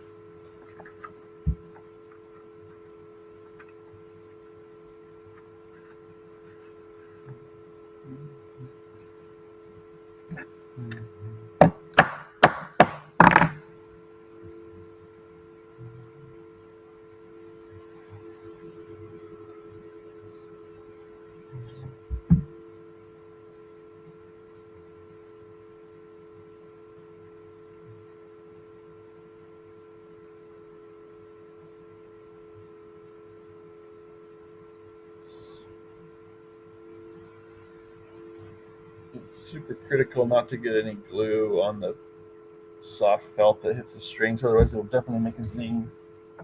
I guess if there was one big mistake you could make in this, it would be that.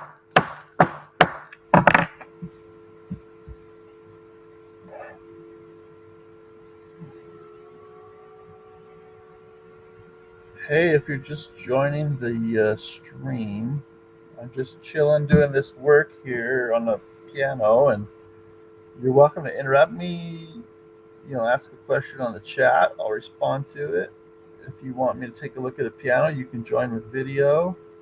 The link I pinned to the top, the StreamYard at the top of the comments.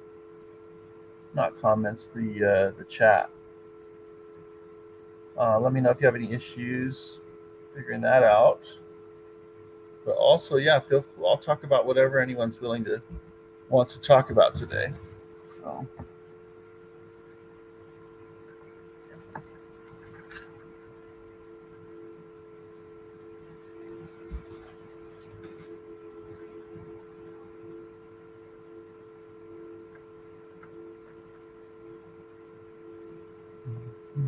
Okay, so I have the damper felts all glued on now. Got they're racked up there. And I'll let those felts dry for a second. That may be too far away to see really well. But now I'm going to take a look at the action. We're going to set that aside and take a look at the action on this piano. Let's see where we're at and where we need to go from there.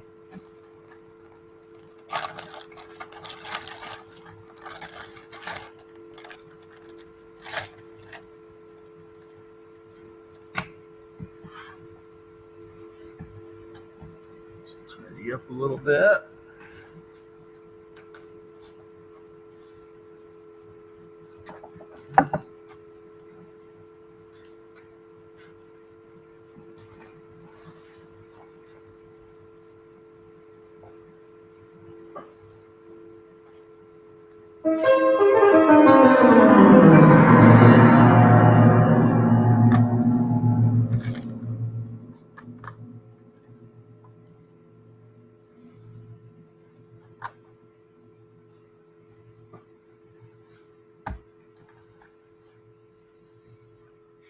There's always some extra felts, in a box. I typically don't actually have any use for these, so in general, I just check them. I have enough extras sitting around, but if I did need them for anything, I'd be all right. So, let's see, if I plug this into power, it's a little better.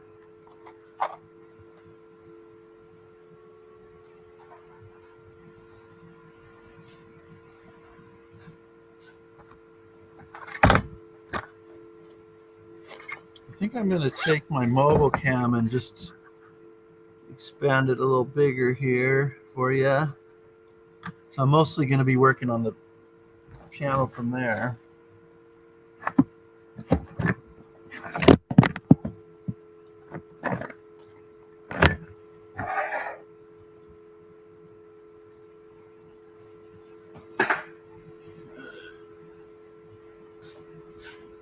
Get things out of my way here.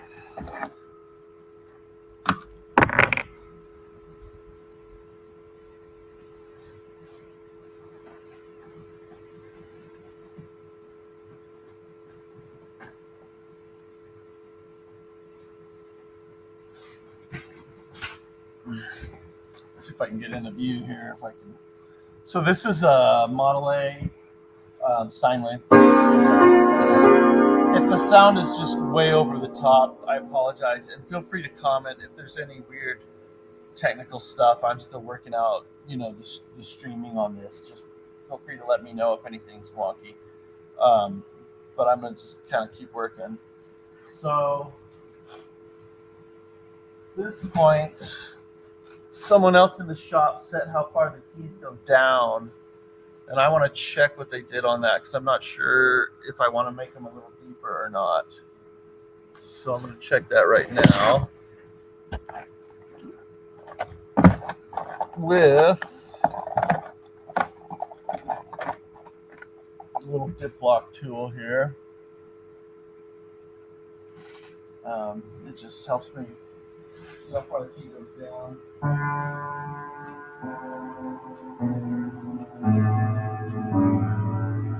This is set to Steinway spec.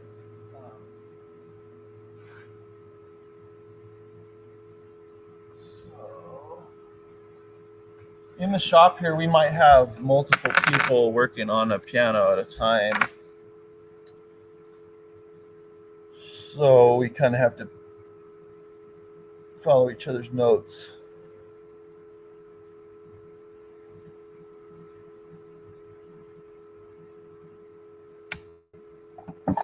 Yeah, I think I want to go deeper on this piano a little bit with how far the keys go down.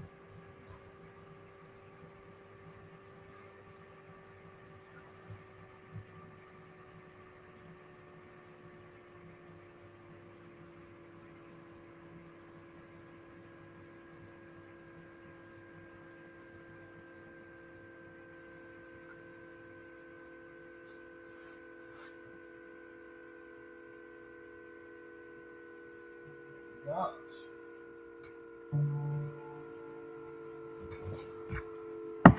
maybe not.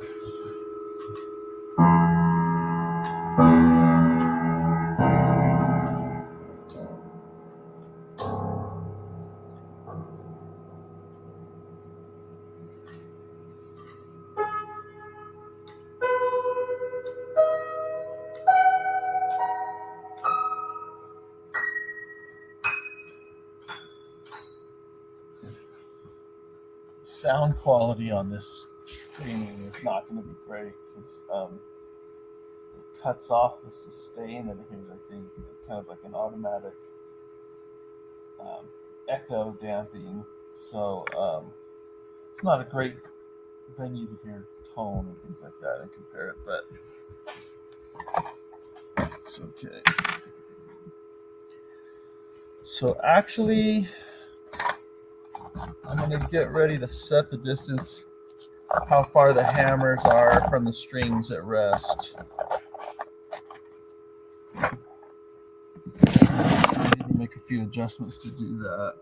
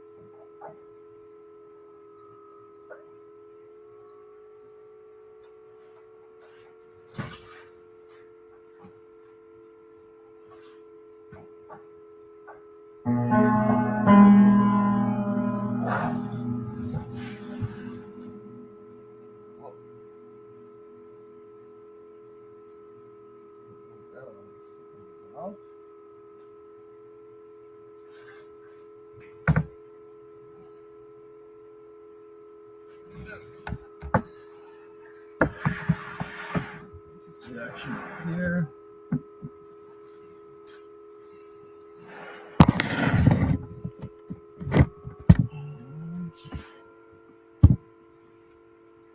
Let's see, camera.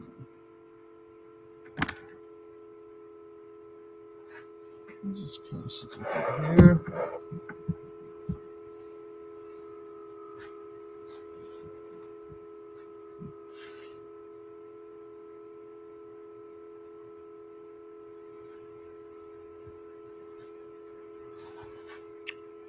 Well, this is as good a spot as any. All right.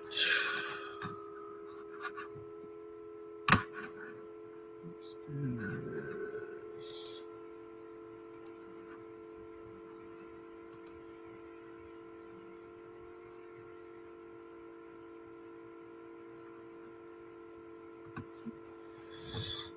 All right, that's pretty good.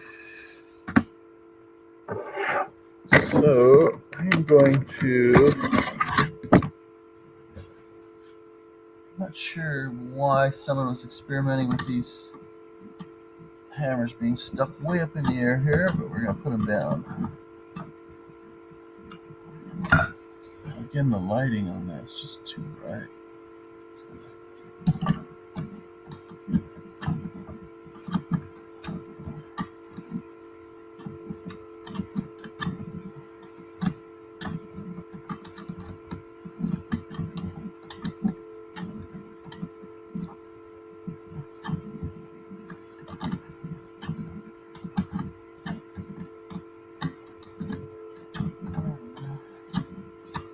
So I'm turning the screw underneath here. It's called the capstan screw.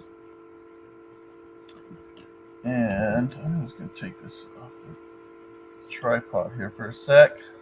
Get over there. It's kind of deceiving. But anyway, there's a screw underneath that if I lift it up, it'll raise or lower the hammer. And there were 3 that were being tested out that were just way high, so I'm just bringing them down to match. And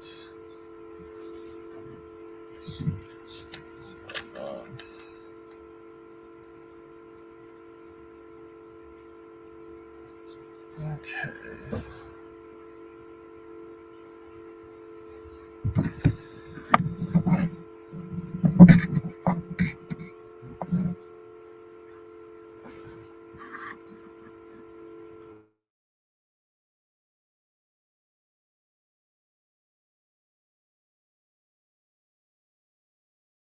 Get my mic unmuted there. The right mic unmuted. Hopefully that works out. Okay.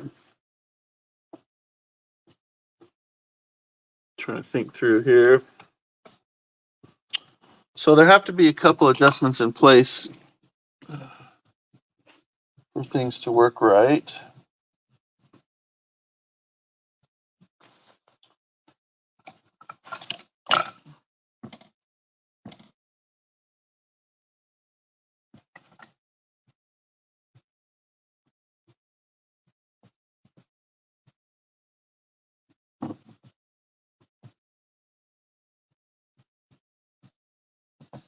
What I'm going to do first is set a sample few notes. I'm going to regulate a few notes to see where I'm going with this.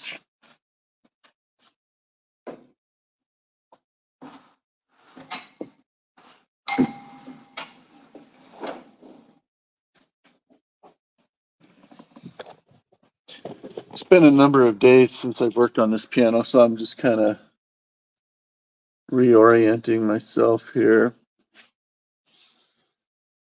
Okay.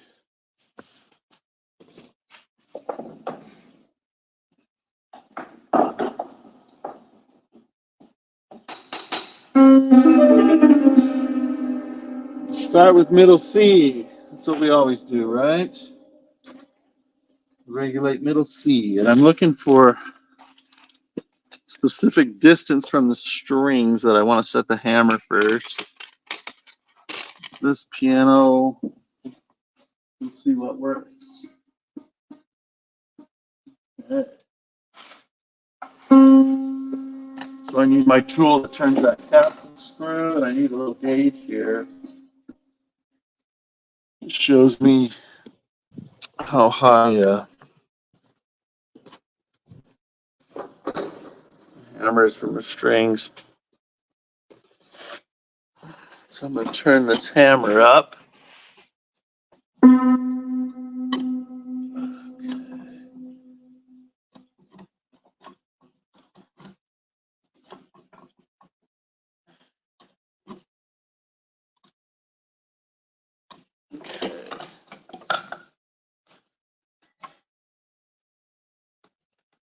That's 43 millimeters. If I go 42, I'm looking for a specific touch with the piano. I just want it to be,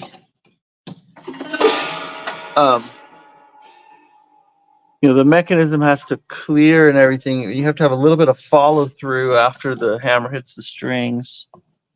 And we call that aftertouch. So I'm regulating things so that we get the right amount of aftertouch, basically. And that's just a tiny bit. I'm playing around with that middle C hammer there. If you've just joined, feel free to post a question or anything or a comment. Let me know if you can hear me okay and all that stuff. I'm just working on this piano and kind of thinking out loud, talking to myself here. So, but welcome. So that might be enough. Enough aftertouch. And I want to check again how far that key is going down, see if I want to change that.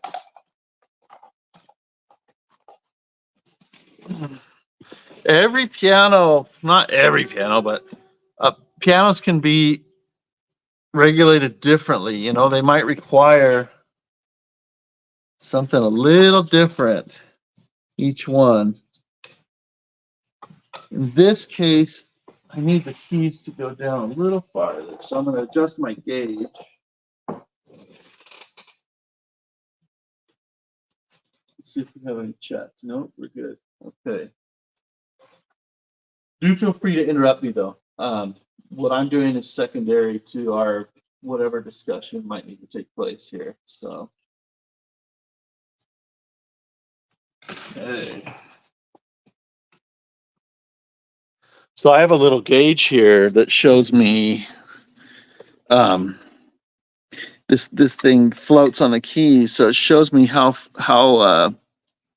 far down the key's going, and when this post here is flush on the top, that's when I know that it's correct to whatever setting I want. And the nice thing is that post is adjustable, and so I can kind of custom set my my dip the way I want. So I need to adjust this gauge a little bit because it's going to result in a key dip that's too shallow.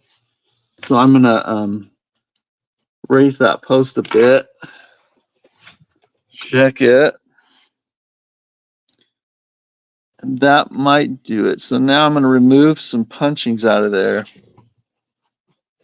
Let's see here if we can see what I'm doing.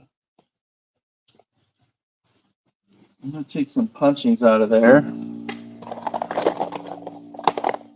Some forceps. And these I ground. Oops. I've tapered this side of it so that it's really skinny and it gets in underneath a punching is these circle things underneath the keys. Cardboard of different thicknesses. So I want the key to go down a little farther. So I'm going to remove one of those cardboards and see if I'm liking the feel. So you already remember I raised that hammer up down there. You can see this one here. I raised it up higher than the rest as a sample of where I want the hammers all to start, and then how far, and then so that's the starting point, and then how far the key goes down. You know, how long does it take that hammer to hit the string, and then how much key dip or key travel is left over after that. We need a little bit, and I've got it just about right. Let's check it with this gauge. And now I've got my gauge set correctly. And I really like the feel of it. It just feels correct. So I'm going to carry on with that. All right. I'm also going to set, okay, and there's an adjustment called let off, and that's where the hammer, where the key is not, there's a jack that lifts the hammer and then it trips out so that it's not actively pushing the hammer towards the strings anymore. Otherwise it would just go dunk and stay up against the string. And so where we set that let off point makes a difference as to how much follow through there is on the key after it's already hit the string. So that's already been set. Looks like my partner's already set that, my business partner. So I'm liking that feel. You push down and then there's a little bit of a shelf, and then you push through that shelf and there's a little bit of aftertouch. It feels really light and smooth. So I like that. So what did I use? I used 42 millimeters, and there's another adjustment I'm going to do on my sample here. I'm going to, after I play the key, it has to be caught by this leather catch in the back. And I want to set that really high. Really, so that it catches really close to where the string is, and it's ready to hit the string again quickly and repeat fast. So I just bent that forward. Now it's catching higher than these others aren't even catching yet because I don't have them adjusted correctly. And then when I let go of the key, it should reset, and that's when you see the hammer pop up. There's a spring that's pushing simultaneously up against the hammer and down against the key. That helps things reset so that jack can lift the hammer again. And right now the response is a little slow. I'm going to make it a little stronger. So, of course, I need another tool for that. I need a spring tool. Looks like this here. It helps me grab those springs and adjust them. It's got a little groove in it. I'm going to adjust this spring a little tighter here. So you notice how quickly it rises? It's going to rise a little more quickly after I do this.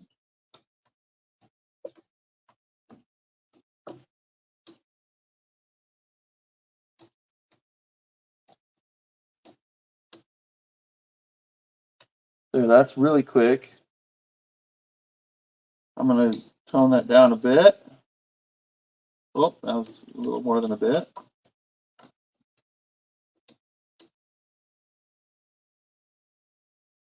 Go too slow here. Let's go a little stronger.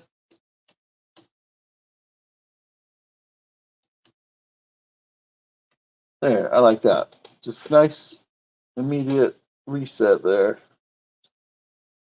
Okay, now I'm going to set my C sharp sample and see if it's kind of similar. And so first thing I'm going to do is raise that hammer up, this C sharp hammer to match the other one. And if you're just joining the stream, I'm not really instructing here. I'm just kind of talking about the work that I'm getting done today on this piano. And I expect that if you have a question or a comment, you just post it there and I'll respond to it. I'll check it periodically here. It doesn't look like we have anything new over the last little bit, but I'm happy to talk about whatever you want to. Feel free to interrupt me, okay? Okay, so I'm going to make this key, this C sharp key, go down a little farther. So I'm going to take out some spacers at the bottom of the stroke underneath here. These punchings, I'm going to take out a thickness, just an arbitrary thickness, what I think is close, and then I'll see how it works.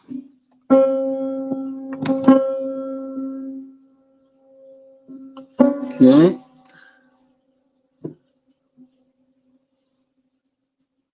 So that was definitely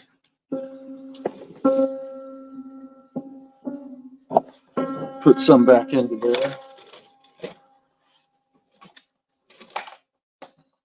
Took out too much. So the key feels really deep compared to the keystroke feels really deep compared to the middle C that I set. So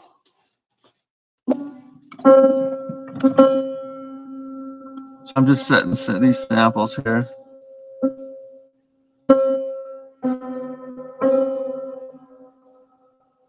And on a grand piano, when you push down gently and slowly, you hit a resistance. If you push the pedal out of the way, of course, we don't have the dampers in right now, so they're not going to be in the way. But if you push the pedal out of the way, you push the key down slowly, you're going to feel a little resistance, and then you can push through that. We call it kind of a shelf, and you can see how much keystroke there is after that, and that's what I'm trying to match for consistent touch. This one is hitting the string when I do that, which means the let off is a little close. I'm going to set the let off down. Let's see here. Hey, if you're just joining, welcome. Welcome, welcome. What mic do I have on? This is the mic. Here's my mic. There we go. Welcome. Feel free to put questions or comments in the chat, and I will respond to those. This isn't so much for me to kind of instruct on something. I'm just hanging out doing my work. You're welcome to interrupt with whatever questions you might have. So hopefully, we get some good stuff going on. Some good discussion. I'm going to pull out my let off tool here. It's hitting the string a little close, a little too easily, so I'll set let off a little further away. I'm going to make that where it catches, match this other one here, match the C. There, make sure it doesn't drag. If I hit really hard, I don't want it to drag on this leather catch back there. Okay, those are both the same, except the response to the spring is a little too weak. We're going to strengthen that.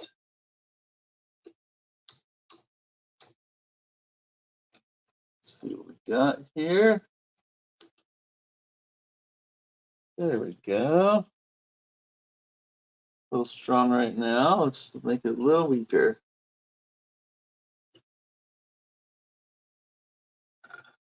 Okay, we're going to set that height. Good. Okay.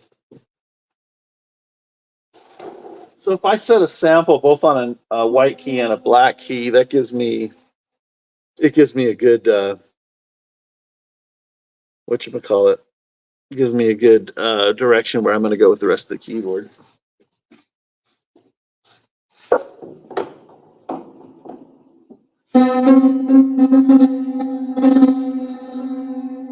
And those are feeling good now. They're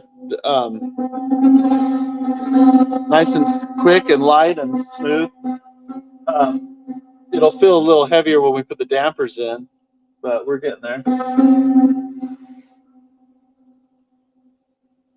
So now I know that's where I want each white key to go down. So now I'm going to put my gauge here. I'm going to end up removing punchings probably from under most of these.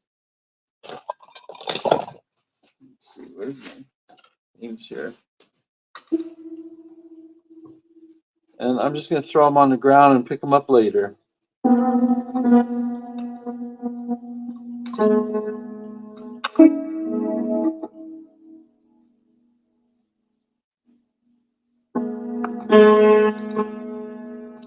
And because someone already set how far these were going down, they just set it a little too shallow for what's going to work on this piano, which is fine, but it's consistent. And so because it's consistent, it's easy to make a consistent adjustment across the board. I'm going to go get more punching material to work with on this if I need to add any.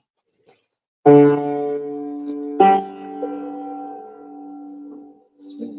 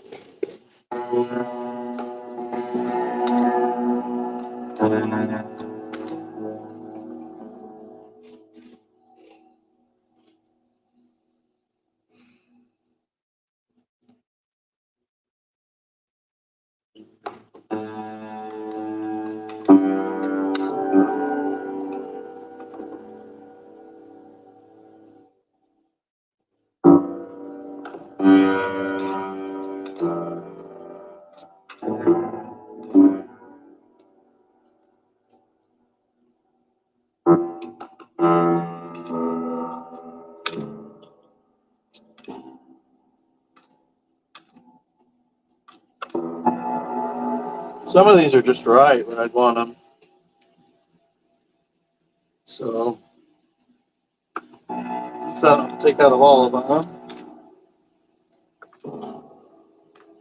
It's a lot faster than doing this from scratch.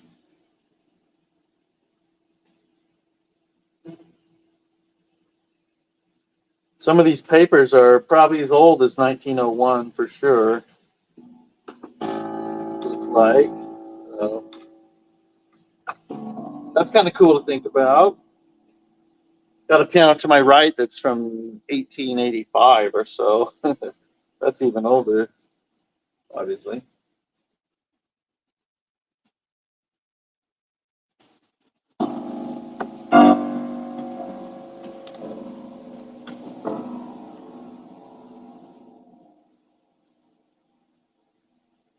So I'm going to try and remove these old ones as much as I can when I have to remove. just 'cause they're so old. But you know, they'll still work for a while. They, you know, I don't feel like I have to remove all of them. Some of them are pieces of books or newspapers someone's cut out from who knows what year, early 1900s. Very cool, in my opinion.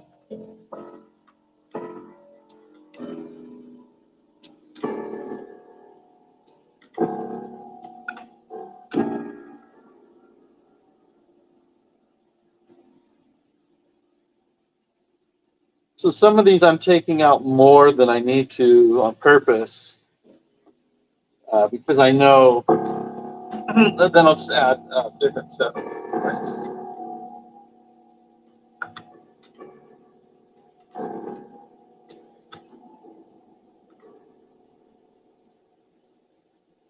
Not sure how that happened.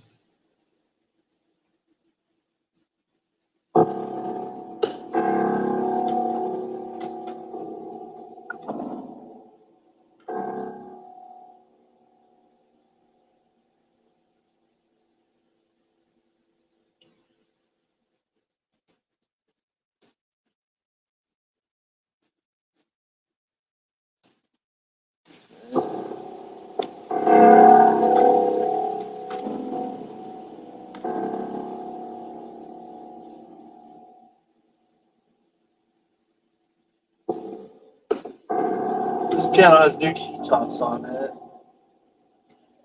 They're obviously the originals were ivory and they were chipped and whatnot, and we've replaced stuff. We replaced all the new key tops. So that's why they look white and perfect. Gone through and leveled them out.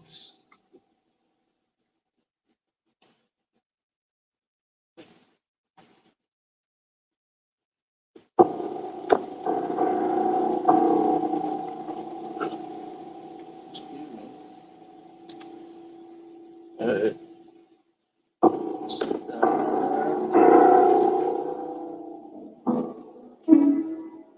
So my first goal is just going to be to quickly remove enough so that they're all at least correct or lower than what I want, and then we'll go from there. Yeah, because for the most part, all these keys need to go down a little deeper. That's what I'm seeing.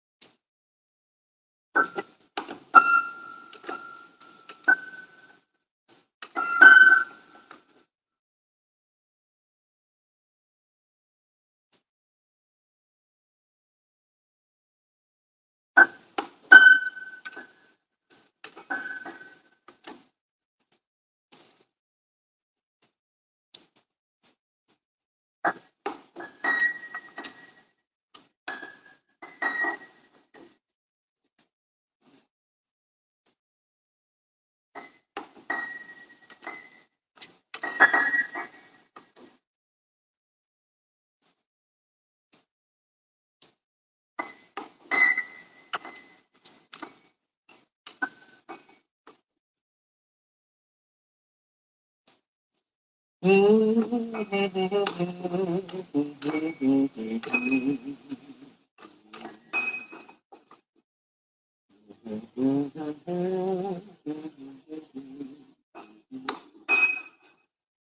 like to imagine what the piano is going to sound like, or get excited about the fact that it'll be playable soon, and and I think about music, and kind of motivating for when there's something that's a little more tedious or laborious. Um,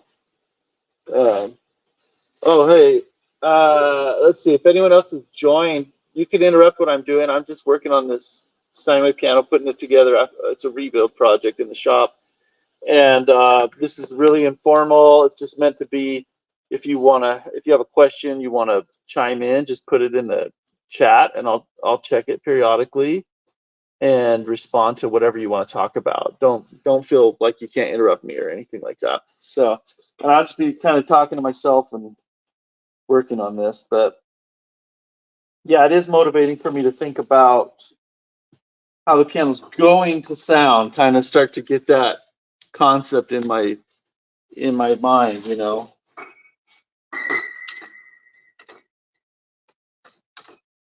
You got to kind of be excited about the result enough to put in the work to get there, right?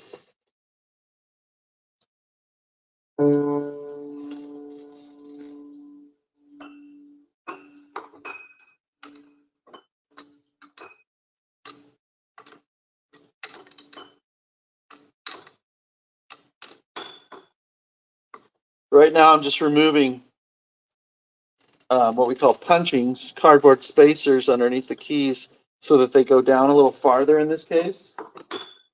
And then I'm going to go through and even them out so they go down exactly the same amount. And when I say exactly, I mean like within 1, 2, 3 thousandths of an inch.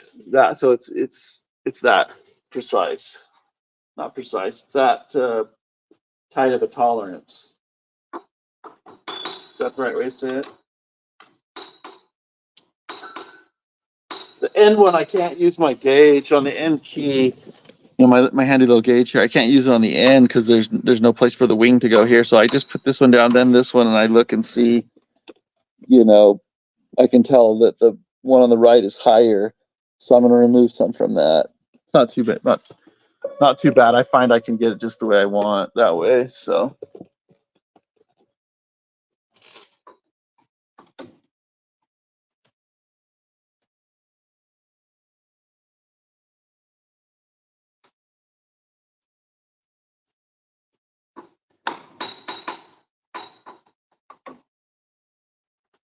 Part of doing this is just to get me comfortable working in front of a camera too. It's kind of weird to get used to. But I don't know. I just want the challenge, I guess. So if it means I can help somebody else, and okay. Let's see. No new comments yet. We'll keep going on this.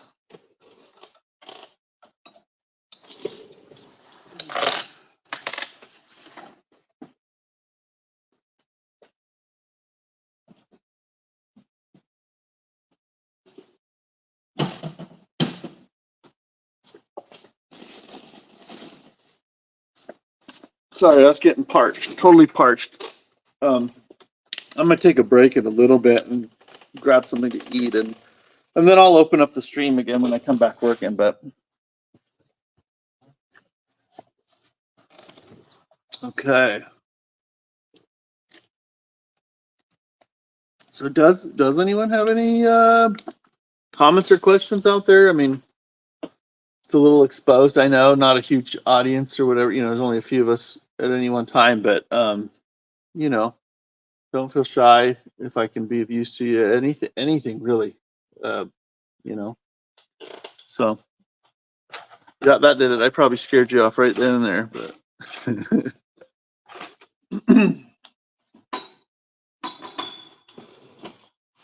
All right, get my supply of punchings.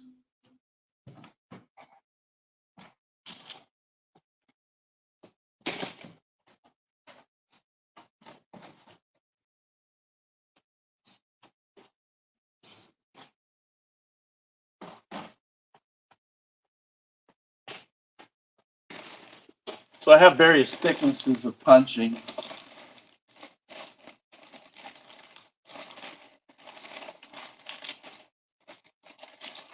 I like them organized, thick to thin, usually, and someone else will get in the box and has different ideas. Okay. I like to get it around. So now I can really refine how far each one of these keys is going to go down. And, yep. So, okay. So this is middle C, it's my sample. I'm going to match all the others to look like that on my gauge here. If I see anything different where I need to add, I'll add some. And what I'll do to make this faster is, I've done this a lot, so I kind of know what thickness I want to add based on what I see. So I'll just place the punching, whatever I want, on the note an octave above the one, and then when I come back, I can just insert them in, and it's real quick. Oh, that needs to have some remove still. Okay.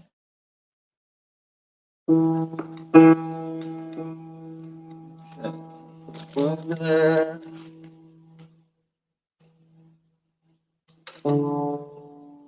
I need some removed also. I thought I got them, but I guess not.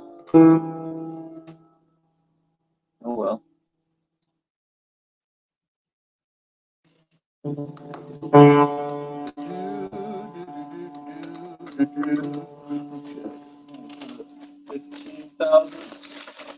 They're color coded until they're not, and then they're just all cardboard and they're different thicknesses. So, that one. Nope, can't leave it alone. I'm gonna get greedy and go for perfect here.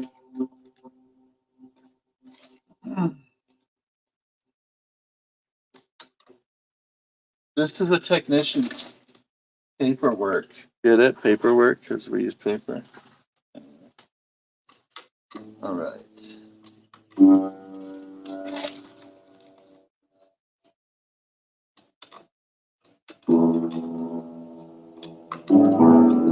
You may or may not have noticed this piano is quite out of tune. It's been restrung, and we tune it up to a certain point, and then I'm not, and then it doesn't get another tuning until pretty much I put the dampers in.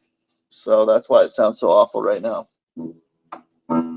Gets worse before it gets better.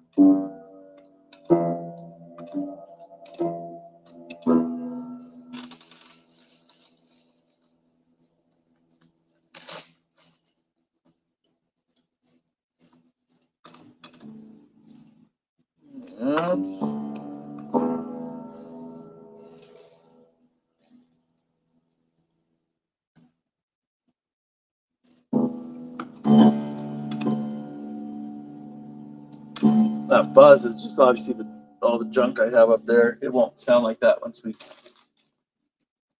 get that removed.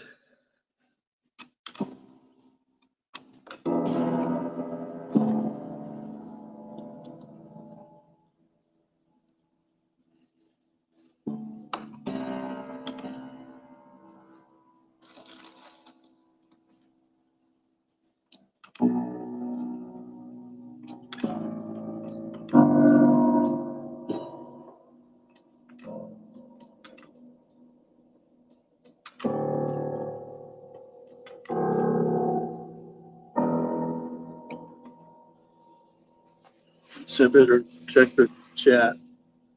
Oh, nothing here, but a few more people have joined, looks like. Hey, just put your questions, comments in the chat, and I will respond to them. I'll stop what I'm doing. We'll talk about whatever you want to. Right now, I'm just working on this Steinway Model A, adjusting the depth of the keys. And this is a rebuild. It's from 1901. It's a mahogany finish, and anyway, we're just kind of going through it, getting it regulated, and that's where I'm at. But we can talk about anything, well, within reason. And just welcome.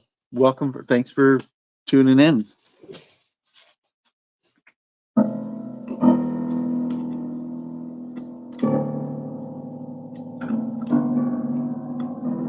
And if you have questions about anything I'm doing here, feel free to, ask that too. Because I realize it's not really easy to see everything that's going on. This is more just we can have a conversation. That's the goal here, not a perfect camera angle or whatever for instruction. But if there's something you want to see, I'll try and make effort to show it more clearly. So just let me know on that.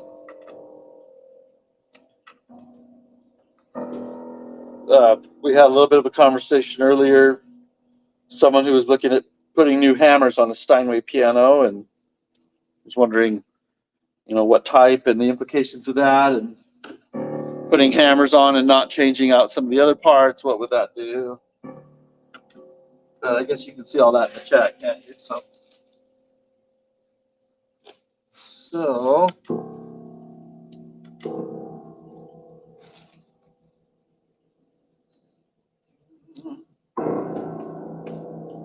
okay, so now I line up all those all these punchings where I want them on the keys, and then I can just go and say, okay, I want that one's on a B, and it's supposed to go on that B. So I'm just going to tuck them in now where they go, and then I should be really close to where I want to be.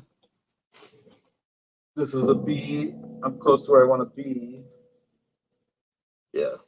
My daughter's rolling her eyes right now. She was here. If you are not a fan of dad jokes, you're probably not going to be a fan of me. I'll try and keep it I'll try and keep it under control, but it happens. When you're a dad, it happens, right?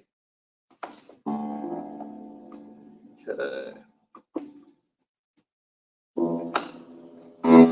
So with this piano, we are getting really close, actually, believe it or not, to make it sound really good. It doesn't sound like it right now, but it will. But there's no way you're going to hear that on a live stream because of the way the audio works. So maybe I can, if someone's interested, I could maybe just do a quick video of we finished this piano and this is what it sounded like, kind of a thing. If you're interested in that, just let me know. I'm still trying to get a feel for what people want to know that has to do with what I do day to day. Obviously, a lot of people are interested in tuning. I'm happy to answer tuning questions, things like that. Let's see.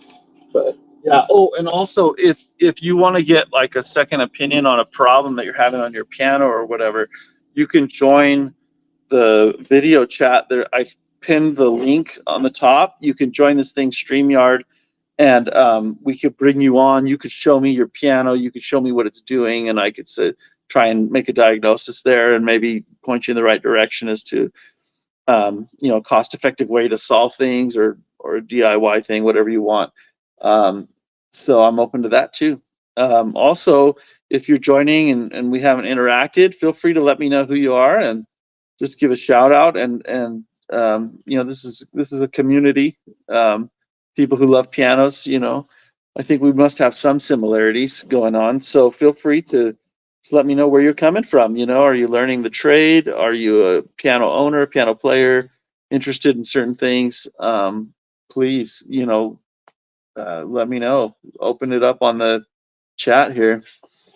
Looks like we've got some more people joining, which is great. Welcome, welcome. This is meant to, don't just sit back and listen. I mean, sit back, listen, and watch if you want, but if you want to talk about something, put it on the comments, and I will definitely respond while I'm working on this piano here. So let's see. So now I've put those papers underneath the keys to control how far down they go. I'm just going to check with my gauge. I want them perfectly even.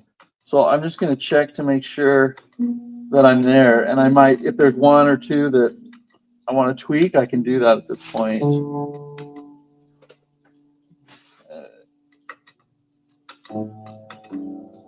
They're all looking really, you can't see this, but it's when this floating thing is flush with the post on that gauge, I can tell if it's just right. And these are all looking within the range I want to be.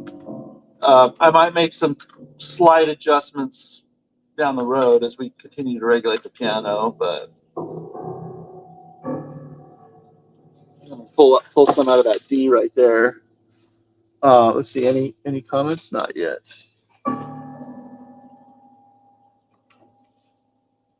Pull some out of there. This is regulating from a very rough point. We've just put on new parts, got new key tops. Everything has changed pretty much on the piano, and we have to make it work now. So this is actually, to me, this is really cool. But you know, to each his own. So now I'm going to make tweaks on the right side of the keyboard and do the same thing that I was doing before. Except all these are looking like really good. There we go. There's one. I'm going to add a blue on that one. They're color coded. Blue is 10 thousandths of an inch. Green is 5. And for these keys, how to control how far they go down, I pretty much only use those papers, is blue and green, 10 and 5 thousandths, and then I'll use cardboards that are thicker if I need to stop it, sooner. So let's see if we have anyone that has anything they want to talk about here. First of all, could someone just give me a mic check? I switched the mic to my mobile cam here. Would anyone give me a thumbs up, thumbs down, whether or not the sound is okay in the picture? If you wouldn't mind, I would appreciate it. So thanks. Because I don't have a way to monitor that right now, the way I have it set up. Just let me know how we're doing. Okay, let's see here.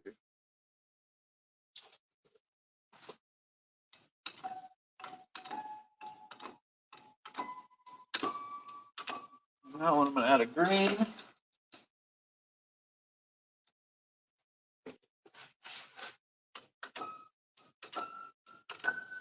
Really, like a huge part of piano regulation is how far the keys go down. That is number one, because the way it's set up, the key will travel 1 millimeter or so, and the hammer will travel about 4.5 millimeters to that 1 millimeter.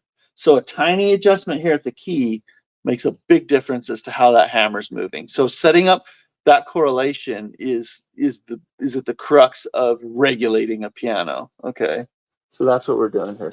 Oh, thank you very much, Tim, letting me know that things sound good.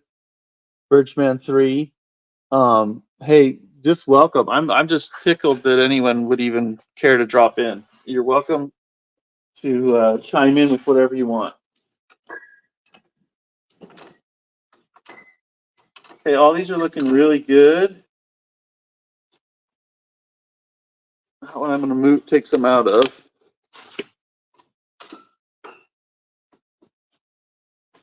Hey, also, if you're just sitting there, you wouldn't mind, like, let me know, if you think this kind of format really stinks or something, just let me know.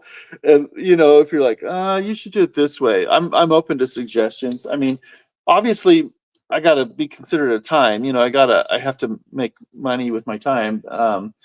So, but I mean, at this point, I'm such a small channel. Like, I get nothing, cents maybe, from ads and stuff. And so anything that helps me know what would grow the audience, align what I'm offering with what people want to hear or see, is super valuable to me. So I appreciate it. If you're just joining, feel free to interrupt whatever I'm doing and post a comment. Or if you want me to take a look at a piano issue, we could join with video really easily. There's a link pinned to the top of the comments, and we can just throw you on the screen here. We can take a look at it and try and diagnose things. Hey, if you've had any puzzlers, you know, you've seen the behavior of the action or something, or tone that you're curious about, I'd be interested to know about that. And sorry, got people talking to me here. All right. Turn that sound down for you. Sorry about the noise on the background there with the phone chiming. Okay, let's take some punchings out of this one. Take a blue out.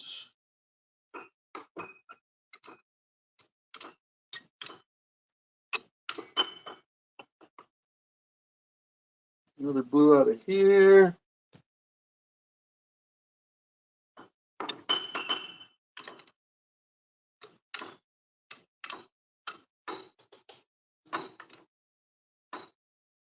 Okay, good. And we're prepping. Oh, great. We got someone with a question here. Perfect. Kyle Folsom says, hi from Kansas City, Missouri. I got to run pretty soon, but I'd love to chime in and engage more next time. Excellent. Thanks for joining in. I have no clue what the level of interest is, you know, if people are like, meh, you know, and you know, if it means having a regular time that we set up, is if that's most advantageous, or if a specific time of the week works better for a majority of people and it works with my schedule, we'll line it up that way. Right now, I'm just kind of throwing things at the wall and seeing kind of what sticks. But hey, I appreciate you joining and commenting. Thank you. Okay.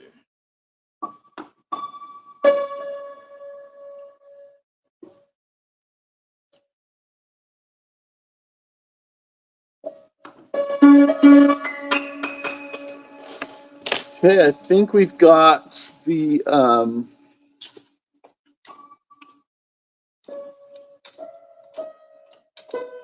we call this the dip. Maybe I've alluded to it. We call it how far the key travels. We call it the dip. We've got dip pretty much where I want it. I will refine the black notes later. I've already set a sample on C sharp with how far that's going down. I'm going to take the time to refine that later. Well, no, I'll do it now. So this is how I'm going to do it on this. It can be tricky to set the depth of the black notes. They're a different lever than the whites. So you got to kind of find a place that works. And I want to, this thing acts as a weight so that I'm consistently putting the same weight on the key. Otherwise, this cloth punching underneath the piano right here can compress. It's a little squishy, right? So if you push harder, it might seem like, oh, the key's going down farther, but that's not a consistent reading. So it makes it a little more consistent to have a weight on there. So now this thing, let's see if we can see this. There's a post here and a whole recess. And so when it's flush, then that's the way you're supposed to read it. It's like, okay, if it's flush, then it's right. Okay. Like that. But I can change that. But I kind of don't want to because it's set to where I also set the height of the sharps with it. So I don't necessarily want to change that right now. So I just want to find where on the black note I need to place it to where it looks flush. And that's about right there. So I can go through all these others and I can see, oh, that's a little shallow. I need to pull some punchings out of there. And I imagine that's going to be the case with all of these since we checked that earlier. They're a little more shallow than what we want. Sure enough, I'll check across here, up high, and then I'm just going to take a little bit out of all the black notes on this side of the keyboard. And little bit might be a blue punching in this case. We'll see. So.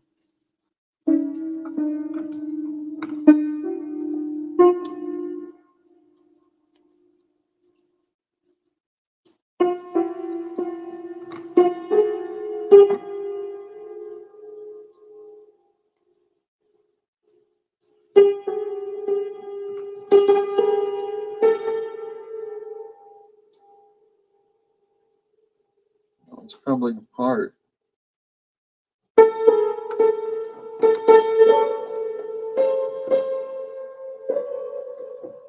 probably ended up with that upside down there.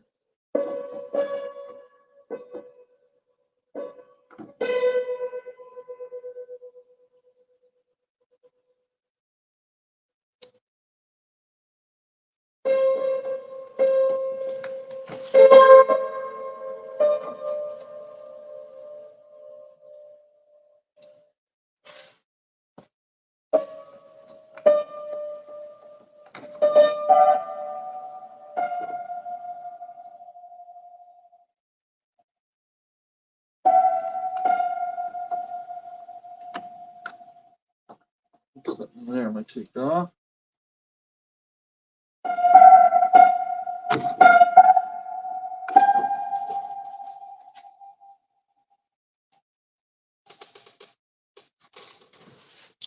Oh, here, Kyle Folsom says, I'm pretty new to the regulating process and have only practiced on an action model. Any tips on graduating to the real deal? Should I regulate a small section entirely, then move to the next? Or just do the first step on every note and then the second step, et cetera, et cetera. So the challenge is getting a piano to practice on, right? Or to do. If you know the steps and you just need to practice them, then you just basically offer that to someone who, you can't make it any worse kind of a thing. And so if you, that might be a good way to break into it. And then I would just say, just do the whole, set aside a day and do the whole thing. Or if you don't want to do that, maybe there's a technician in your area. You could offer, say, hey, I want practice leveling keys and setting key dip, or just take one step and see if there's an opportunity to do that repeated multiple times, like in a dealership setting or something like that. But so you got uprights, just not a grand.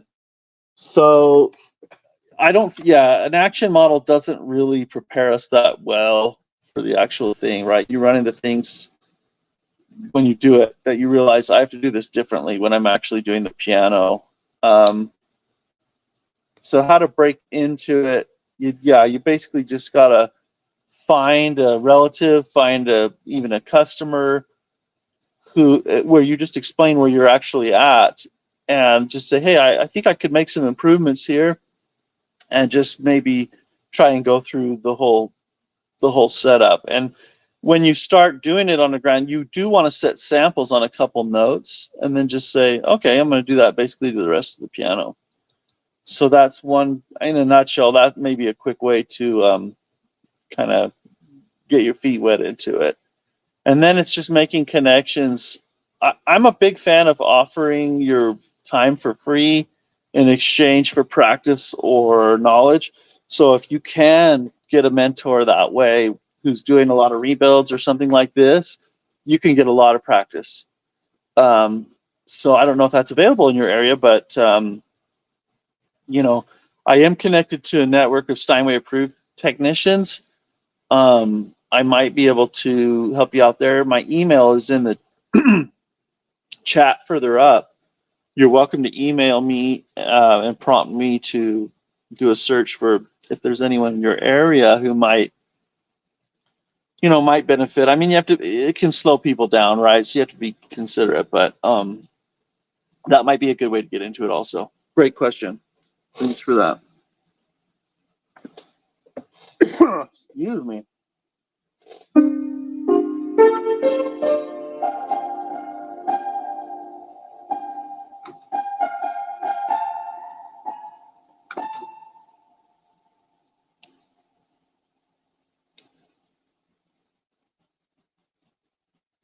regulation in practice is really different than regulation in theory or on an action model. There are tips and tricks, sequences that, avoid redundancy and things that can really make a difference. And there's also, not all piano parts are created equal. So you might be trying to regulate a piano that's not really cooperating with you because of the low quality of parts, and that can happen.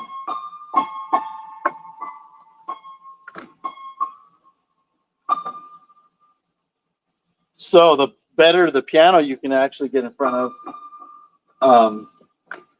there's something like a Yamaha or something that's like really straightforward but just hasn't been visited in a long time. That's a good candidate for, it should follow the textbook in a way,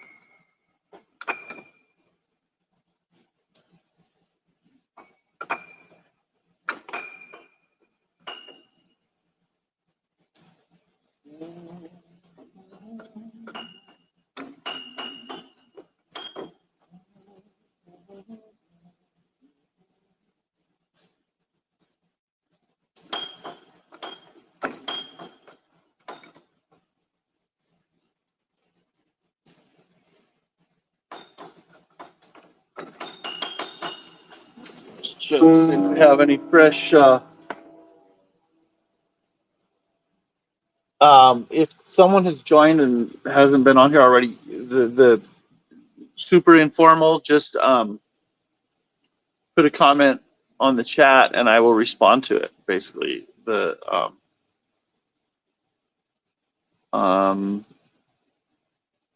yeah, and I'll try and throw in fewer ums.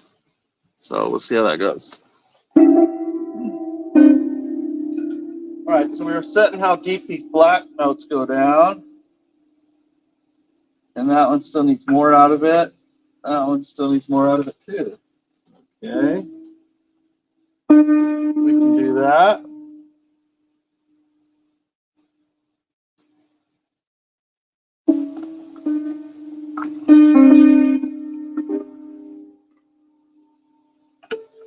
These are all pretty close, actually. Nice. Okay. That one we're going to add a little something onto it. So I'll put a blue there to index that. I'm going to do a thicker one there. Let's go this. Okay. I don't know if Kyle's still on the chat, but the biggest, there are some things of regulation that are a bigger deal than others. So if you smooth out how you set your key height and level them, and then master that and setting key dip, that is like the biggest thing with regulation is how is the key going down, okay? Cool.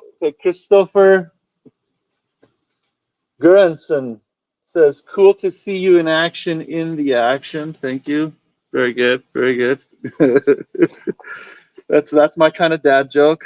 So these are my kind of people, I guess. All right, we'll keep at it here. Okay. So we want a blue there. Bigger one there.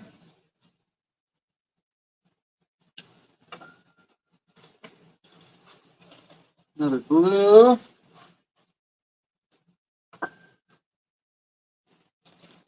Go 15 thousandths on that guy.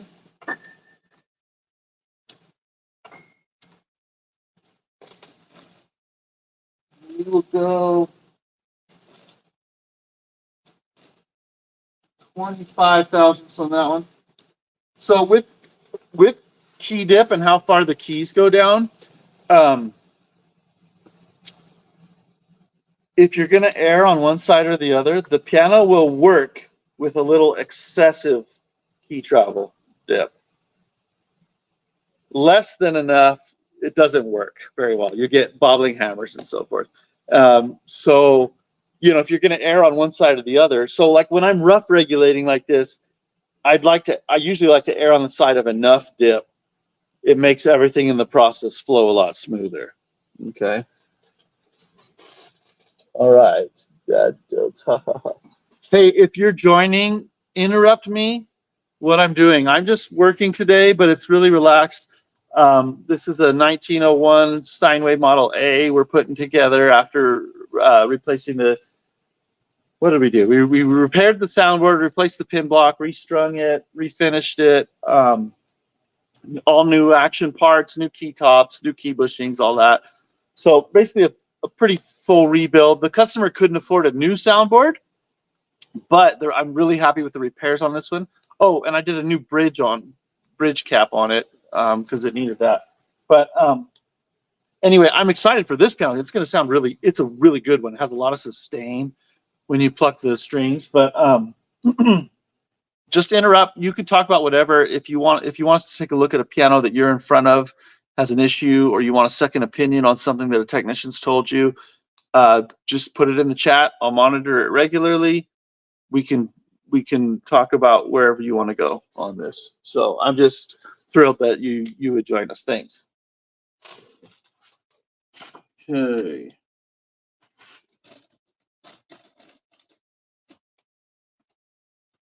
Yeah, so my strategy setting like how far it goes, I like to kind of creep up to right where I want to go. I don't want to overshoot it. Okay, kind of like putting in golf.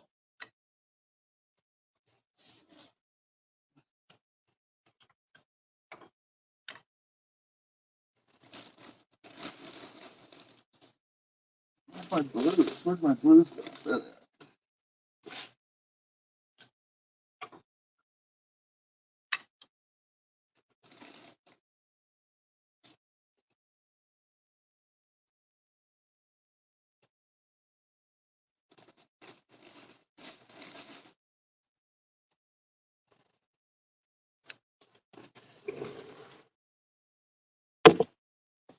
Welcome. If you're joining us, well, welcome.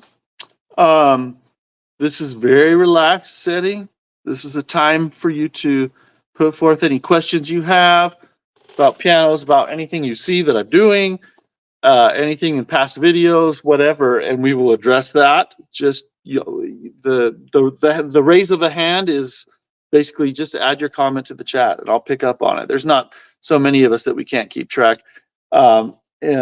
So anyway, welcome, and we'll get to those as they come in. So, so I placed all these an octave lower so that now I can just go in and grab the one I want and insert it. And I have plenty of room to do that. I put my punching to the right of the black note that I'm inserting on. And I usually like to put the thinner punchings up towards the top so that if I want to alter it, it's quick to make an adjustment.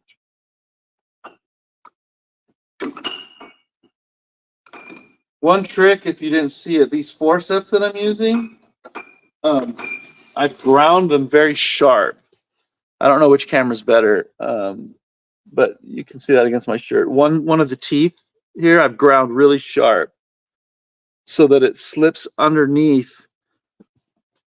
When I reach under their blind, it just goes really cleanly underneath there, and I can grab this to the right and pull it without looking. So just a little trick if you're doing this work or would like to. The other trick is when I grab it, I always grab it just to the right of the hole. And so it looks like the left on your screen. Obviously it's flipped around, but just to the right of the hole. And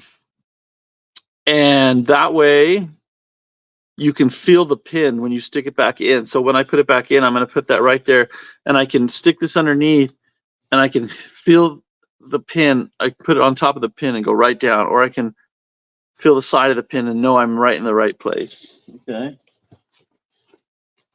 So.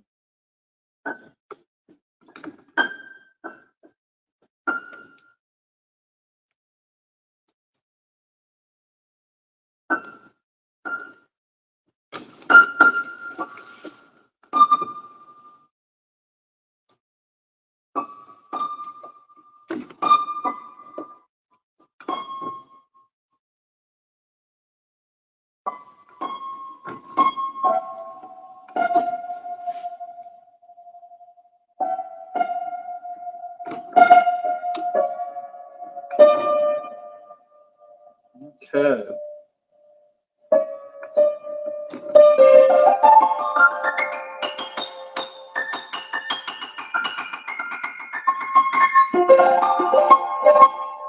The piano feels really good when that's the other thing why this is a huge step of regulation is the piano feels really good when the keys go down super consistently note to note.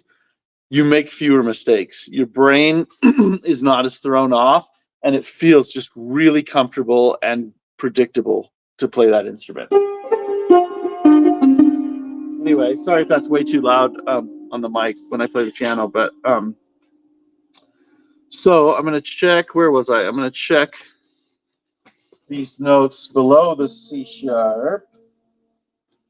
Oh, and I have to remove a ton out of here. Okay, so I haven't even done it yet. And I gotta take out a lot out of those, so, and I'm just gonna do it like across the board.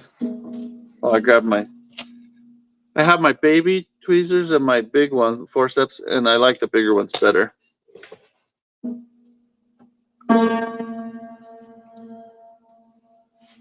Out with the old, in with the new.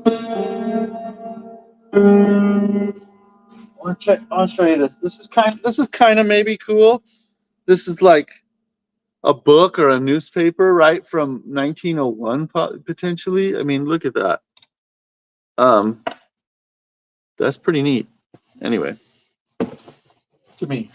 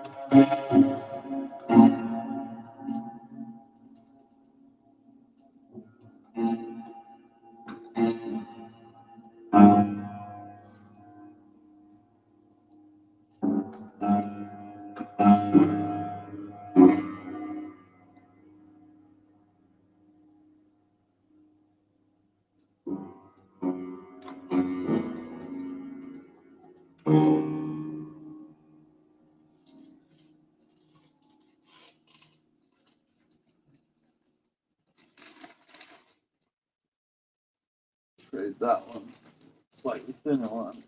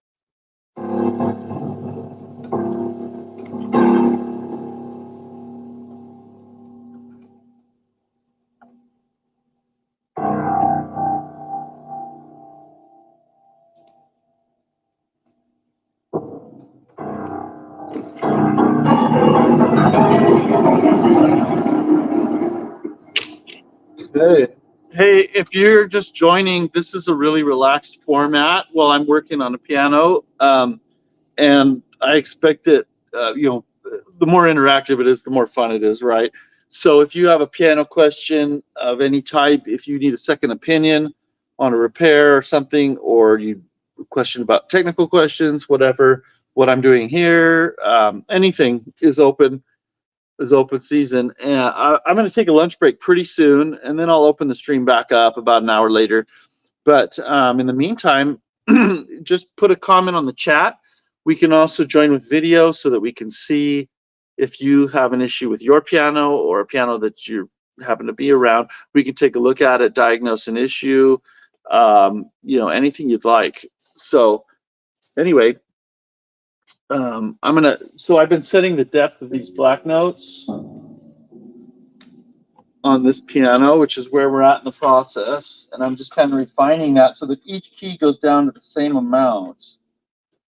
And wow, we kind of got lucky. We kind of nailed it on most of these, but that was just sheer luck. Okay, that one's good. We're going to add a blue to that. Blue punching. Blue to that.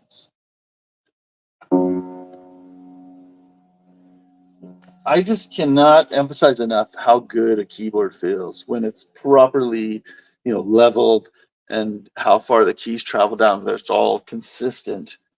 It makes it for an awesome piano.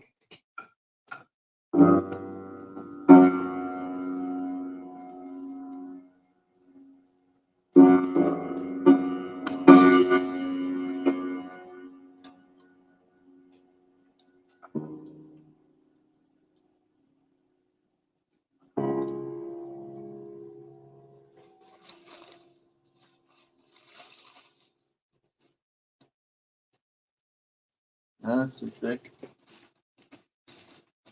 15 thousandths on that one.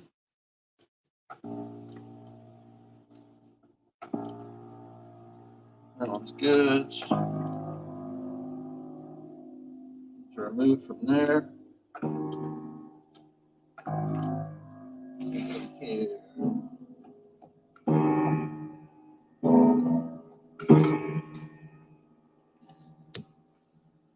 Take out a blue.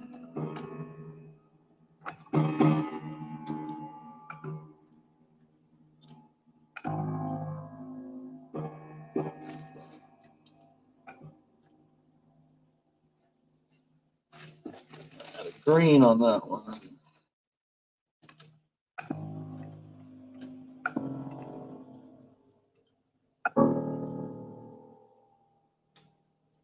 That one needs a big punching on it. Try that.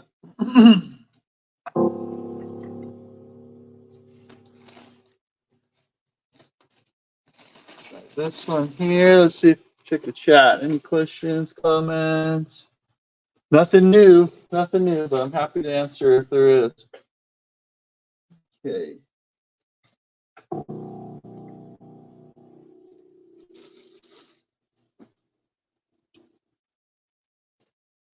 Okie doke. So then we're going to stick those cardboards in, corresponding note an octave lower here.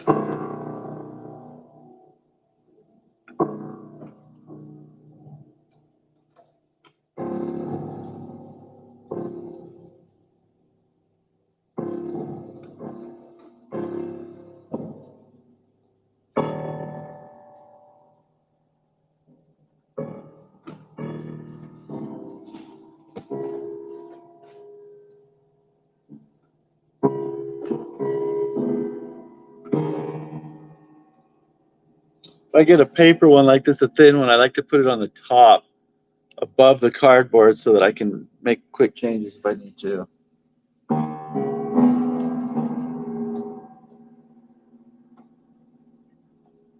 Hey, if you're just chiming in, don't let the weirdness of the format throw you off. feel free to put a comment on the chat here. Oh, I shouldn't use the word comment, huh? Because there's comments and then there's, anyway.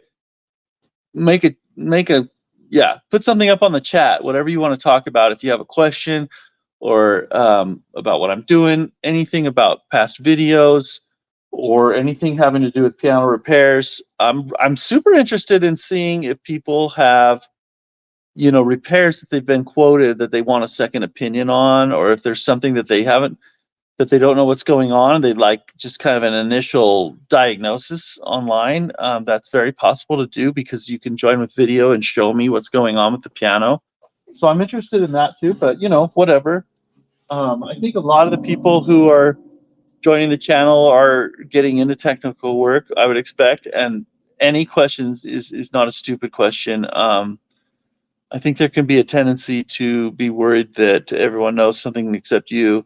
That's not the case. We're all just at different spots of our learning, right? So.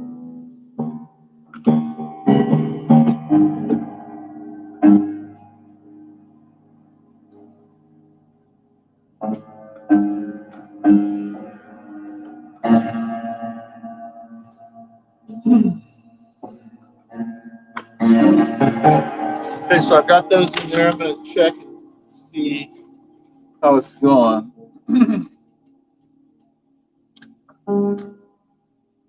So I think I already decided it was pretty good down to, I need to add something there. No, I don't. That's good. I do need to add something there.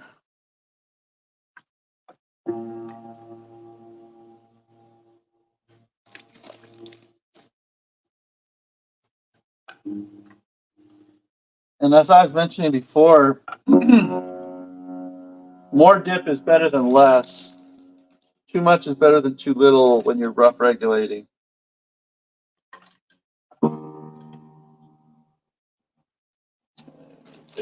Big one there.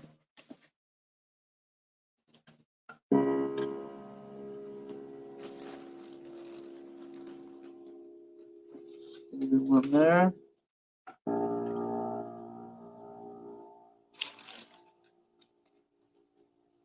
This can take a few passes. You have to be open to not feeling like it's a one and done thing.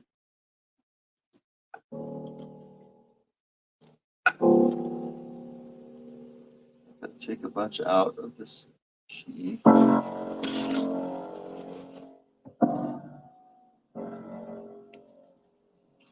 Got too many under there.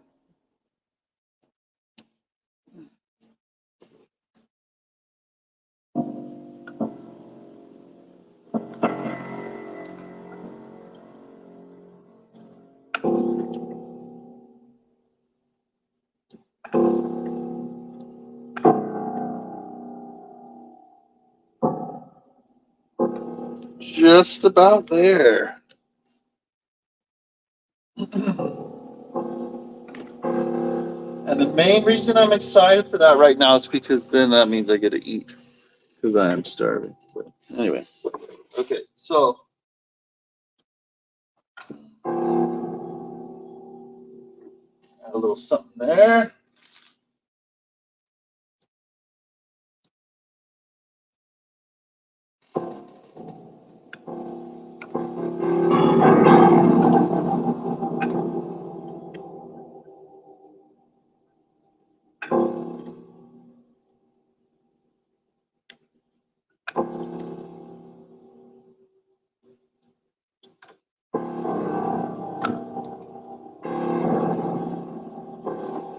I'm having a little bit harder time on this piano because if you can see these get depressed, not like emotionally, but physically in the middle. And so if it's rotated a little bit, I get a really different reading with how far the key's going down. And so we need to, I can switch these out. I don't think we need to overall, but initially it makes for a more difficult time setting it. So that's okay. I can also turn them over and it's not a big deal.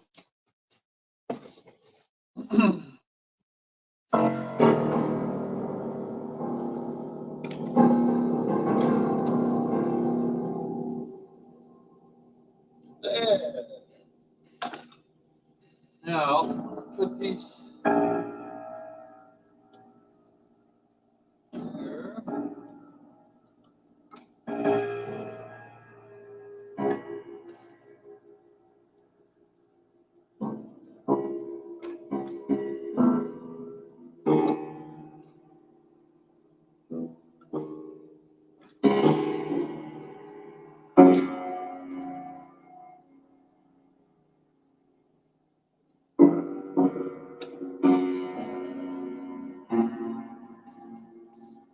You know, prior to this, we aligned everything, all the new parts, traveled them so that they're moving appropriately. And so a lot of the work is, you know, now it's just actual changing the dimensions and heights and adjustments for the regulation. But I guess what I'm saying is you got to have those other steps in place to have a good regulation.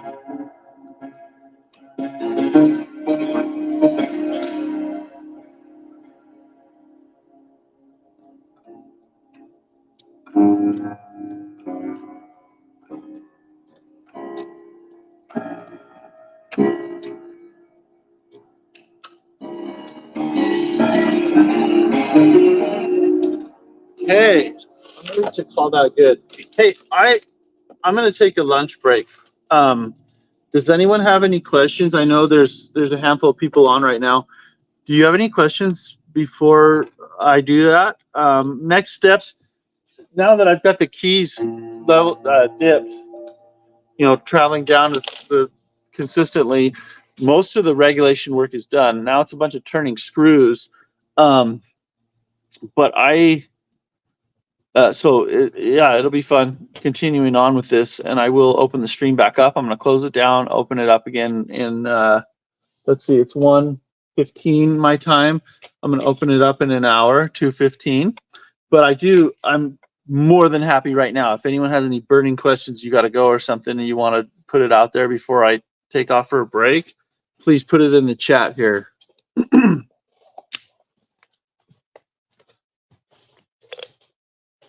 Looks like we had someone just joining us. I'm going to continue the stream in about an hour from now. Right now, we're taking any final comments, questions before a lunch break, and then I'll open it back up again.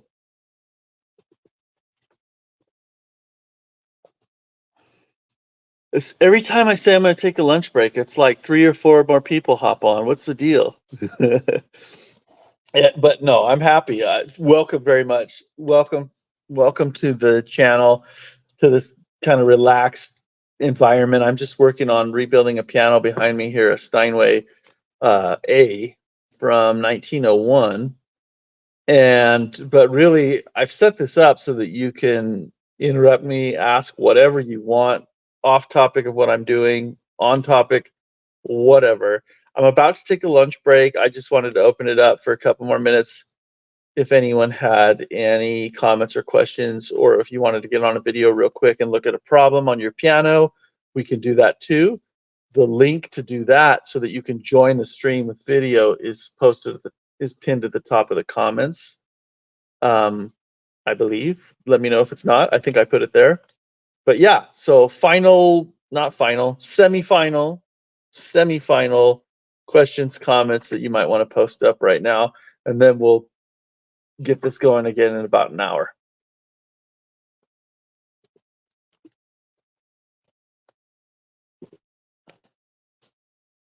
I'm thrilled that you would tune in. Hopefully, you know, ongoing, you can glean a lot of information that's helpful to you.